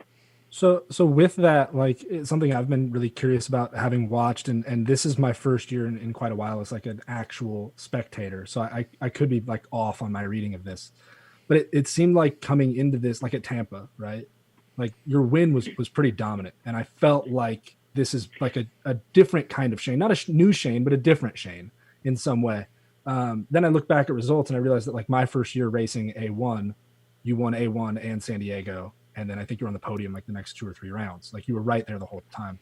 So it's not like you haven't been at the front at the beginning of seasons pretty regularly. But do you feel like different right now, and as a rider and mentality wise, or and I guess obviously different is a hard word because there's been development, of course. But does this change feel like it's lit something entirely new, or do you just feel like things are really working here? Kind of a little bit of both. I think the newness of the team, and really since I've been a pro, I've worked with 2 different trainers, and well, now I've worked with 3 different trainers and ridden 3 different bikes. And one of each of those have just been in the last 6 months. So the greater part of 6 years was pretty constant, like just 2 different trainers and 2 different bikes and all with one team. So it was, I would say it was fruitful every year, maybe some years more than others, but other years I would say kind of suffered from unawareness. Like now looking back, I would honestly say that I was comfortable for a good part of 2 years. I would say I was stagnant for a good part of 2 years. And now looking back, it's like, man, if I could have made the same growth I did in the beginning, as I could have over those 2 years without being stagnant, man, that could change everything. Yeah. Or it could have changed everything. So now it's just, okay, I have a lot of experience. I have going on 7 years of experience now. And mentally, I haven't really seen like mental growth is a lot like physical growth. Like you don't really see it in short spans, but over like 6 months to a year, you realize like, wow, okay, maybe I have gotten a lot better at this. And that's kind of where I am now, especially after I took myself out of being comfortable. Like I started seeing things a lot differently. I started being a lot less self-conscious of just what's going on around me and focusing on what I can control and trying to manage who I am and what I do on a daily basis to try to better myself instead of basing it just off of, okay, what's my competition doing? Am I doing enough to beat these guys? Am I doing more work than them? Am I doing the same kind of motos or this or that? And so I really tried to learn to really stop comparing, because that's, in this sport, that's really how you get better is, okay, this guy's doing this lap time, I gotta be that or better. This guy's doing that one. And so really knowing, okay, I'm 7 years in, I've won races, I have a good riding style, and there's no reason why I shouldn't be able to believe in who I am as a rider once I get out there on the track. And now being on the start team and working with Gareth Swanepoel, and just, it's been like a whole world of knowledge that's been opened up just because I wasn't aware. I was stagnant for the last 2 years when I could have done things a lot better, but I thought things were going well. I thought things should just be handed to me if I do these same things over and over and over again. And I realized, like, yeah, God promises us abundant life, but I got to get my butt in gear. I got to do everything I can with everything I can, and then hope that God's going to come through. So it's really hard. I mean,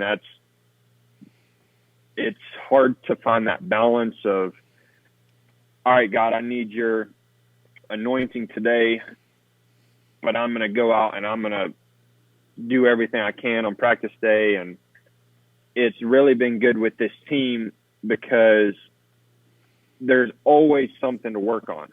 It's not like we leave the track up. Oh, it was a pretty good day. It was like, maybe I had my best moto ever, but it's like, that was good, but why were you doing this? Or this is something you need to work on. And I think is something that we can apply to our everyday lives, to our everyday walk, to our marriage. Is as a Christian, we understand, like, being born into this sin-ridden world, we're never going to be good enough. All we can do is continue to give our best effort. And I want to work as if I am the best guy, but I also want to work acting like there's somebody better than me, because that's going to help me continue to grow, continue to progress. And yeah, it's been a good change, but it's really opened my eyes to how stagnant I was and how much I was taking things for granted that I wasn't even aware of. For me, it comes back to, I'm sure it's been said besides through this book, but when we were reading the book in a pit with a line on a snowy day, and the saying that the author used was, work as 100% depends on you. At the same time, pray like 100% depends on God. And for me, like, it's been 4 years or so that we went through that book in our Monday night Bible study. Has it really been that long? It's been right 3 to 4 years, yeah. And that has stuck. Out of everything in that book, I say that to my kids, maybe not on a daily basis, but on a weekly basis. Like, hey, we have to work as hard as we can, but we can't leave God behind. If we leave God behind, we're going to be in trouble. If we sit here and just pray and expect him to show up without us working as hard as we can, we're going to be in trouble. That's what I got out of what you just explained too. Like, I got to work my tail off, but I can't leave God behind, and I have to continue growing in every situation, in every way. So, you mentioned winning and doing all these things and podiums. Like, to go over some results in Supercross in 2015, you got a couple podiums, you got a couple second places. In 2017, you won round 1 and 2 at Anaheim, San Diego. A2, you got third. Phoenix, you got second. Oakland, you got third. You had trouble in Arlington. Then you followed the rest of the season up with a 5-1. Coming into this season, right? Like, in my opinion, and a lot of people that I spoke to, obviously we're friends. So you were up there on my pecking order to win a title. But your whole life, really, in your career, you've been the underdog. You know, we see power rankings coming out from Supercross Live, and you weren't even in top 10 in 250 class. Like, you didn't even get on the board. There were people that have never won a race, that have never been on the podium, that were ahead of you. How does that motivate you? Do you look at that kind of stuff? I mean, even like Racer X podcast, Supercross preview show, you were mentioned, but it was like, I don't know, like, where he's going to be. He's on a new bike, new program. Like, I don't know if he's got that. Like, again, I might be a little biased because you're my friend. I know what you're doing. To that point, I mean, whether or not he was won the first round by a ways. I mean, obviously your prediction was correct. The stats are there too, right? Yeah, the stats back your side, not the power ranking side. So, like, how does that work for you? Like, for me, being so competitive, I want to be able to sit there and not, like, brew and get super pissed, and go, man, I'm just going to show these guys what's up. Or do you even look at that kind of stuff? I would say I try to balance it out. I try to I try to be open to correction. I try to be, I wouldn't say that it didn't fire me up reading that stuff. I thought it was kind of funny, and I might have said, okay, we'll see. But it's one of those things where I try not to get too caught up in it, because I know all the guys on the list I've beaten before. Yep. And I can beat them again. So it's one of those things where, no, that's people's opinion. They're going to think what they want to think. I think they're stupid, but that's just me. So it's hard to balance that stuff out. I mean, even with the news media today, like it's easy to make an assumption based off one little piece of information, and it's easy to get worked up over that stuff too. So it honestly depends on my mood, and sometimes I'll go on. I'm not a Vital guy, but sometimes I'll go on Racer X just to see what's happening in racing industry all around the world. Yeah. I don't really care to read every article. I'll just see if it's something. Oh, somebody, about you. Yeah, I mean, if there's something on there about me, then I'll read it. But sometimes I'm just like bored, or like during the off season, and I like to watch the MXGP stuff. Well, during the off season, especially leading up, like once we start racing, leading up to their first round, it's like, what's going on over there? Like, so I'll go on and see. There are a lot of people this year switch teams over there also. So really, as long as I'm in the right headspace, it's I'll go on there and read whatever. Maybe it might work me up a little bit, but other times where it's like, I'm just going to stay off that stuff because maybe I'm irritated from my ride last weekend, and I just could care less about what's going on elsewhere. But there's definitely a fine line of being able to hear it and receive it and use it versus getting worked up over it. I mean, it's really easy to do, and I try to limit that from getting too serious. Do you find motivation in being kind of that underdog? Like, we might not understand why you are, but obviously God has a plan, has a purpose. Do you find motivation? Do you find that a even greater platform to glorify our Lord? Yeah, I think it's cool. I mean, growing up, I was really, I would say I was in the top 10 all growing up. Like, top 5, I don't know, that may be pushing it, but top 10, I was pretty solid. But growing up, really from the time we started taking racing serious, I mean, Joey Savacci, Jesse Nelson, Mitchell Oldenburg, Matt Bisceglia, like, dude, I always got smoked by those guys.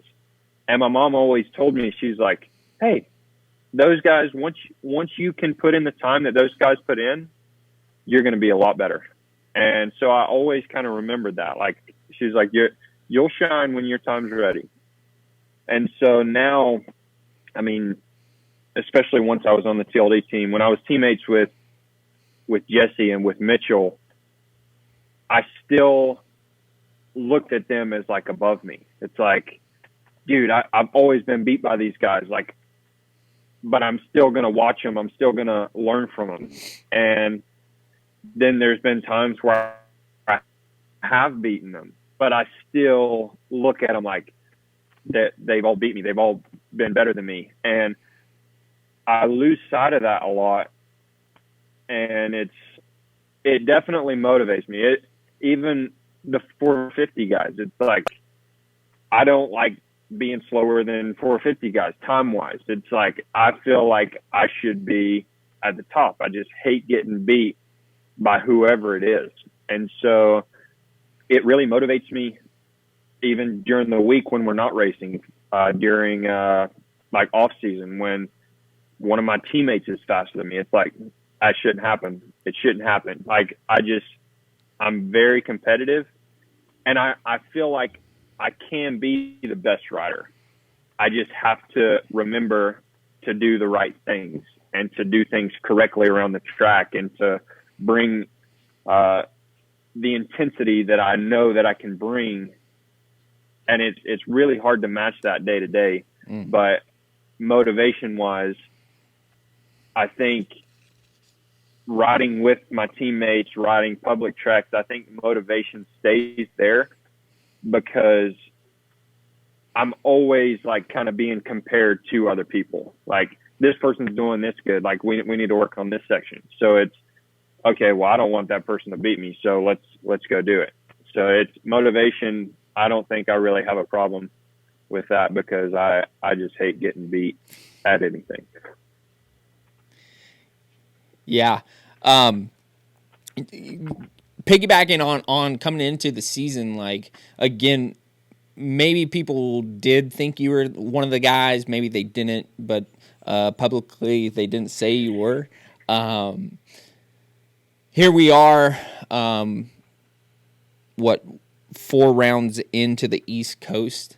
You're 10 points back. You went into the round 1, and you're the fastest. Like you just stated, you don't like being slower than the 450s. You had fastest lap time in practice, and you just showed up. And to me, from a viewer and being a Shane fan, was like, he's got it on lock.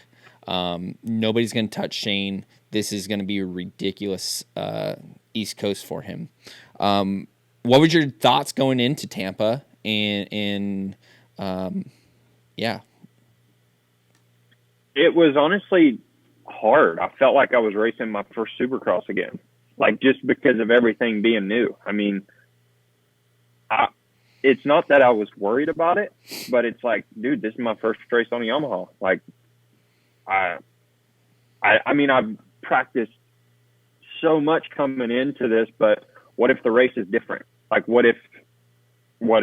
And so that went through my head a lot, but I was trying to just continue to do things that I have been doing day by day, week by week, like preparing in the off season. And like on the starting line for the heat race, it was like no big deal. It was like, all right, this is fine. Like, everything's good. But then for the main event, it's like, dude, this is here. Like, it just kept going through my mind of looking back at where we have been lately. And it's like, honestly, to make it to Tampa, I was just so excited because it's not something that we ever thought we would be doing as far as like being there with a different team and just the life choices we had to make leading up to that point. So like the week before A1 for the West Coast guys, it was kind of like trying to slow down and get ready for A1, but also try not to be cautious, and seeing those guys go through that. And I've also been in that same situation and done the same things, but even worse, like being scared, like, oh man, something's going to happen this week. Like, I made it like a point with myself that I was going to treat the week before Tampa just like I did the week before and the week before. And so coming into Tampa, it was like I've never been in that headspace mentally. And like, honestly, like I said, I was just excited to be there because I never thought that would happen. So, honestly, coming into Tampa, just trying to focus on what we've been doing, not focus on the negative. I mean, Dean Wilson has talked a lot about like his headspace at times and things that he's dealt with. And I think that is a lot more common in this sport than people will admit. And I think that it's easy to think about what could happen. Oh my gosh, I'm scared that this might happen, or what if this? And it's really easy to think that, but if you can control things on the starting line, as long as it's right before like the gate drops, if you can just focus on your start, then the rest of the race will come to you. Like that's what has happened every single time. But it's like coming into Tampa, it was just, all right, I'm gonna do things as best I can do the right way, and I'm not gonna make the same mistakes I made in the past and think about the things I did in the past. It's like, we're here. Thank you, Lord. Let's go do this.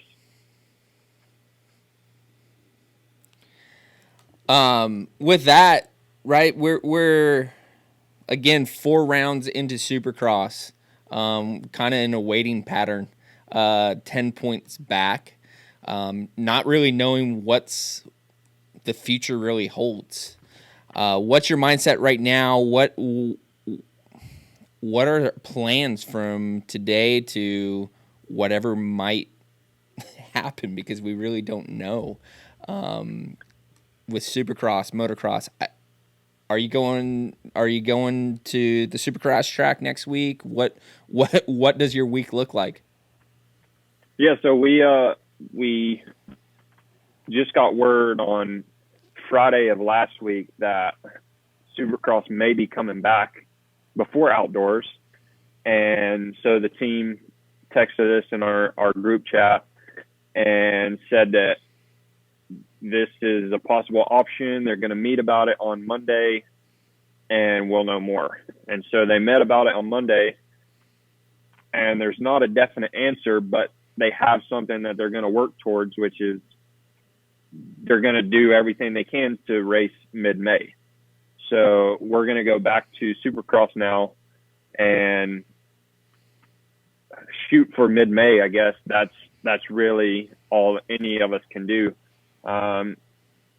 Because at this point it was like, okay, well, we've been in the mindset of getting ready for outdoors, which has been good and, like successful so far. But now it's like I'm pretty excited just for another like change up, just to make sure I'm staying uncomfortable. But, it's like, as far as Supercross goes, I'm excited about it if we do race, because I got 5th at Daytona, and I was really bummed about 5th, but that was like the best I rode, even with 2 falls. And it was a hard race, a tough track, but that was like my best race yet. And Atlanta before that I felt like my worst one, and I was on the podium, and that one was like huge learning. So going into Indy, I was like fired up. I was pretty disappointed that we didn't get to race, because like I said, we were on our way to Indy. We got the text that it was canceled, but mentally you're already there. Like, you're already on race day, like going through the motions in your head, like let's go. So it's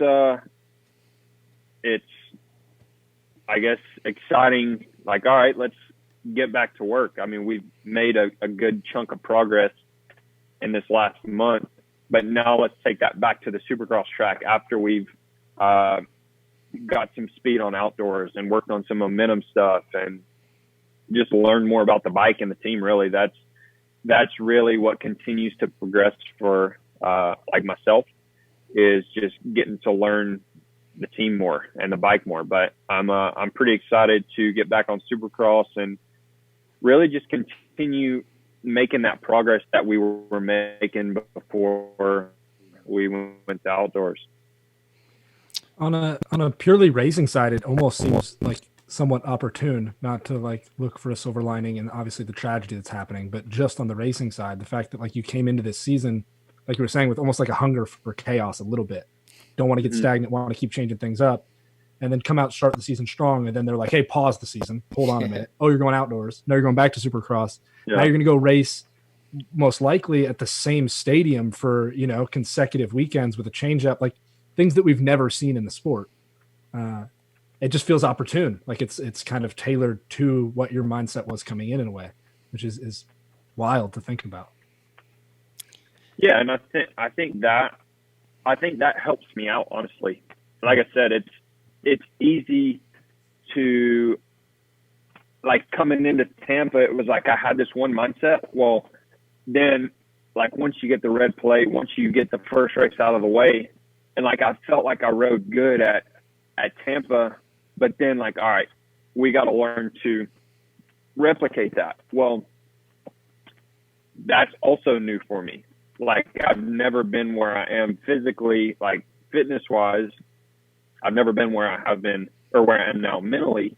And so going like back to back races, kind of in the same situation, but with a lot of different variables now, has not been as good as I thought or I planned it being, but it's been way better than it has in the past. And so even moving forward now, if we get back to Supercross, I'm excited to fix those things too, because I'm aware that, okay, I still didn't do this as good as I could have done. And really just the rest of the Supercrosses, yeah, I mean, if we race the same place every weekend, like, sweet, I'm excited because who knows what's going to happen, but less travel. Like, you just try to, man, it's just fun because nobody knows what's going on. And like I said, I'm scared to be stagnant.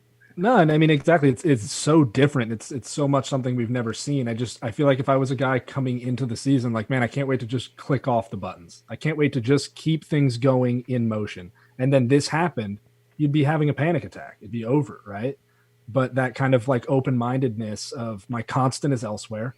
In this part, I need things to be shaken so that I can keep driving. I have my constant for my soul. I have my grounding.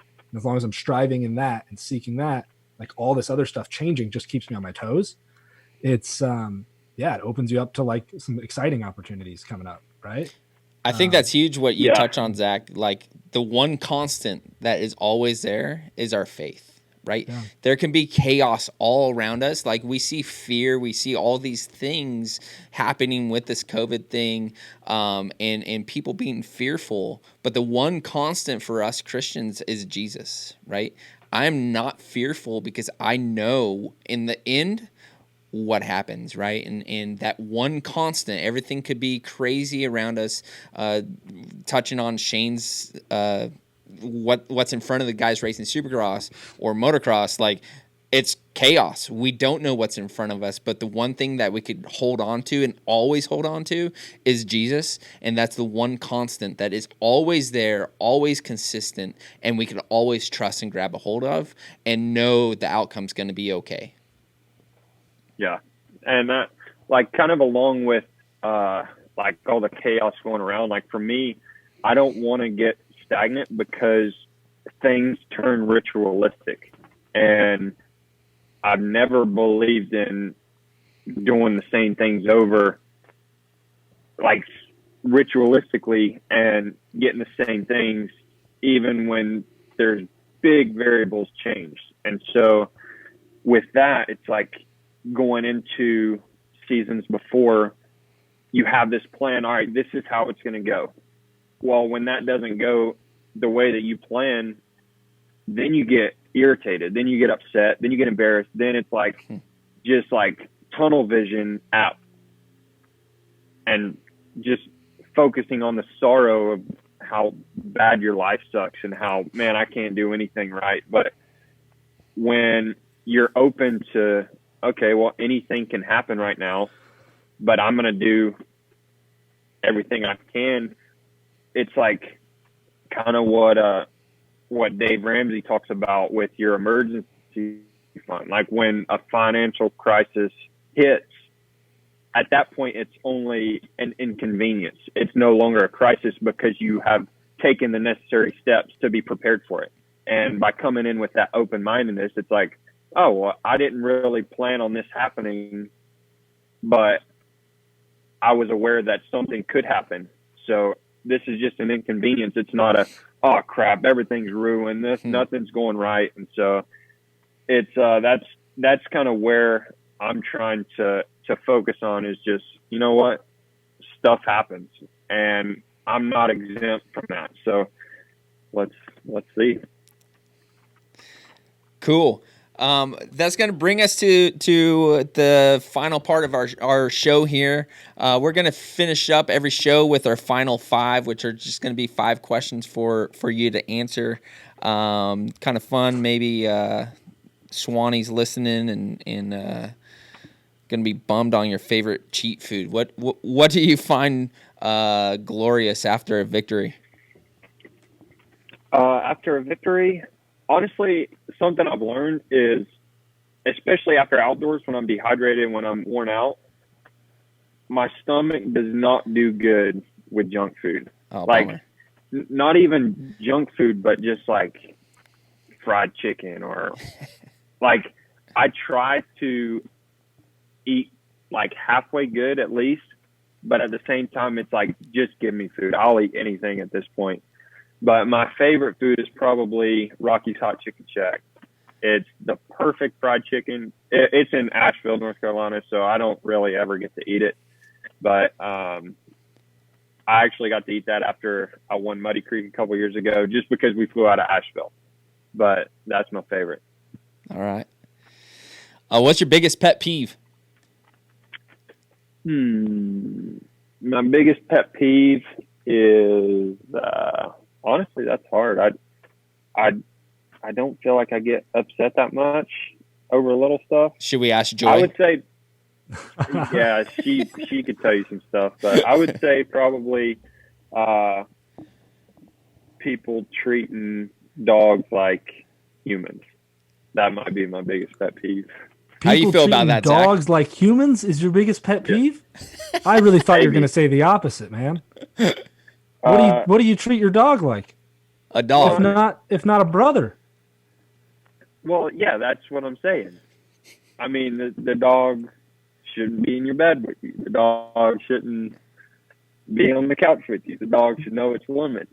Where's the dog supposed to sleep? On the floor. You guys. In its bed.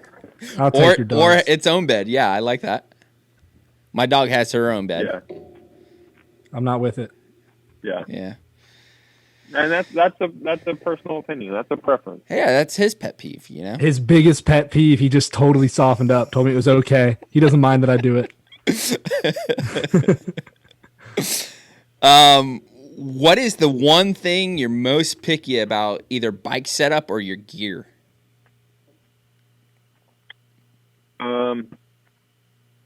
Probably my handlebars. I'd say if my bars are too far back, I can't ride. If they're too far forward, I can make it work, but like bar position is probably one of my most important things. What is one talent you wish you had that you don't? I wish I could sing. Wish you could sing properly. Can you give us a taste? Well, so the way my sister actually sang in choir a little bit in church, and so not too long ago she was telling me, yeah, the key to it is to sing with your lungs and not your head. And while I understand that's true, I don't know how to do that. I always sing with my head. And so, like, I always feel like my head's going to blow up, but I'm not afraid to sing. I wish I could do it and make it sound decent, because it's like when I want to sing, I have to just make it like a joke because I'm not very good. Does it sound good in your head, though? Like, you think you sound good? It does when I sing country, because I feel like that's the only thing that I can really like line up with. But yeah, that's about the only thing I feel like I could sing if I were to be a singer. But I just wish I wish I knew how to sing properly. Yeah. Like, I don't know if I can actually sing good because I don't know how to sing properly. Yeah. The final one that we have is what's one thing you want to leave our audience with? I would say really kind of going back to my favorite verse right now is to remain teachable. That's something that, to me, and where I am at this point in my life, it's scary to think about me being closed off to instruction and closed off to people wanting to help me because of how bad things go at times when I do things. And it's like, okay, this doesn't work. So how do I make it work? And I think that ultimately we as humans we can seriously do anything if we remain teachable. Like, I think in our finite minds, we can't comprehend a lot of things, and we won't believe a lot of things because we can't comprehend it. But our minds and our hearts have to be transformed. And a lot of it is, like the word says, by the renewing of our minds in Christ. And for me, just that the things I enjoy thinking about, the things I enjoy working on, people ask, how do you, like, why do you even know this stuff? And it's just like, well, I turned my ear to this instruction. I turned my ear to this wisdom that Scripture tells me to do. And so that's probably what I would leave it at, is that not to write things off, not to count yourself out, because as God's word says, like with Christ, all things are possible. And a lot of the times we ruin things before they get started because we doubt and we say, no, I can't do that. I don't know anything about it, so I don't even think that's true. And so, yeah, I would say to really be open to instruction and to learn. That's something I enjoy doing, is learning. And that comes by doing and searching and seeking and getting out of your comfort zone. Awesome, man. I really appreciate you and all that you're doing in the sport, and being the voice or one of the voices for Jesus in the sport, and being bold in that and making stances for the youth and the people of our community. It really means a lot, and I'm thankful for you, and many are also that are thankful that you are the man that you are. You're bold in your faith, and you make that stand, and you're not ashamed.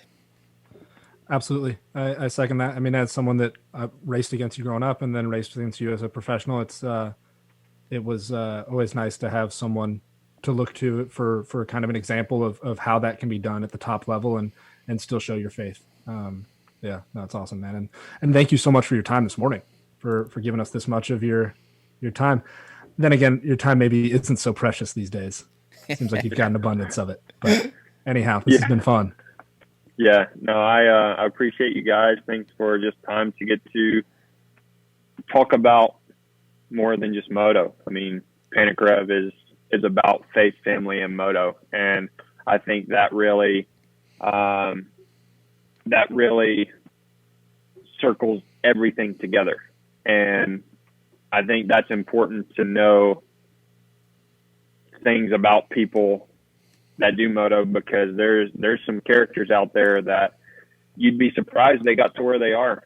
And I think it's really interesting, and I think it's really insightful, and this has been really cool to get to share a little bit of my story. And I'm excited to see where this goes and get to see other people on this thing. So it's pretty cool. Thank you. For sure. Appreciate it, Shane. And you drive safe home and enjoy your time with your wife. And hopefully we see you guys racing soon. Yeah, that's what I'm hoping for. I'm ready to do something. Sounds good, man. Love you, brother. And we will talk to you soon, brother. All right. Love you guys. Thanks. Love you, man. Take it easy. See ya. Thanks for tuning in to RevUp. Be sure to hit the subscribe button so you don't miss any new content. Check us out every Thursday at 5 p.m. And if you're interested in learning more about PanicREV, head over to panicrev.org or follow us on Instagram. Until next week, I've been John Parkinson. This has been RevUp. Stay healthy and God bless.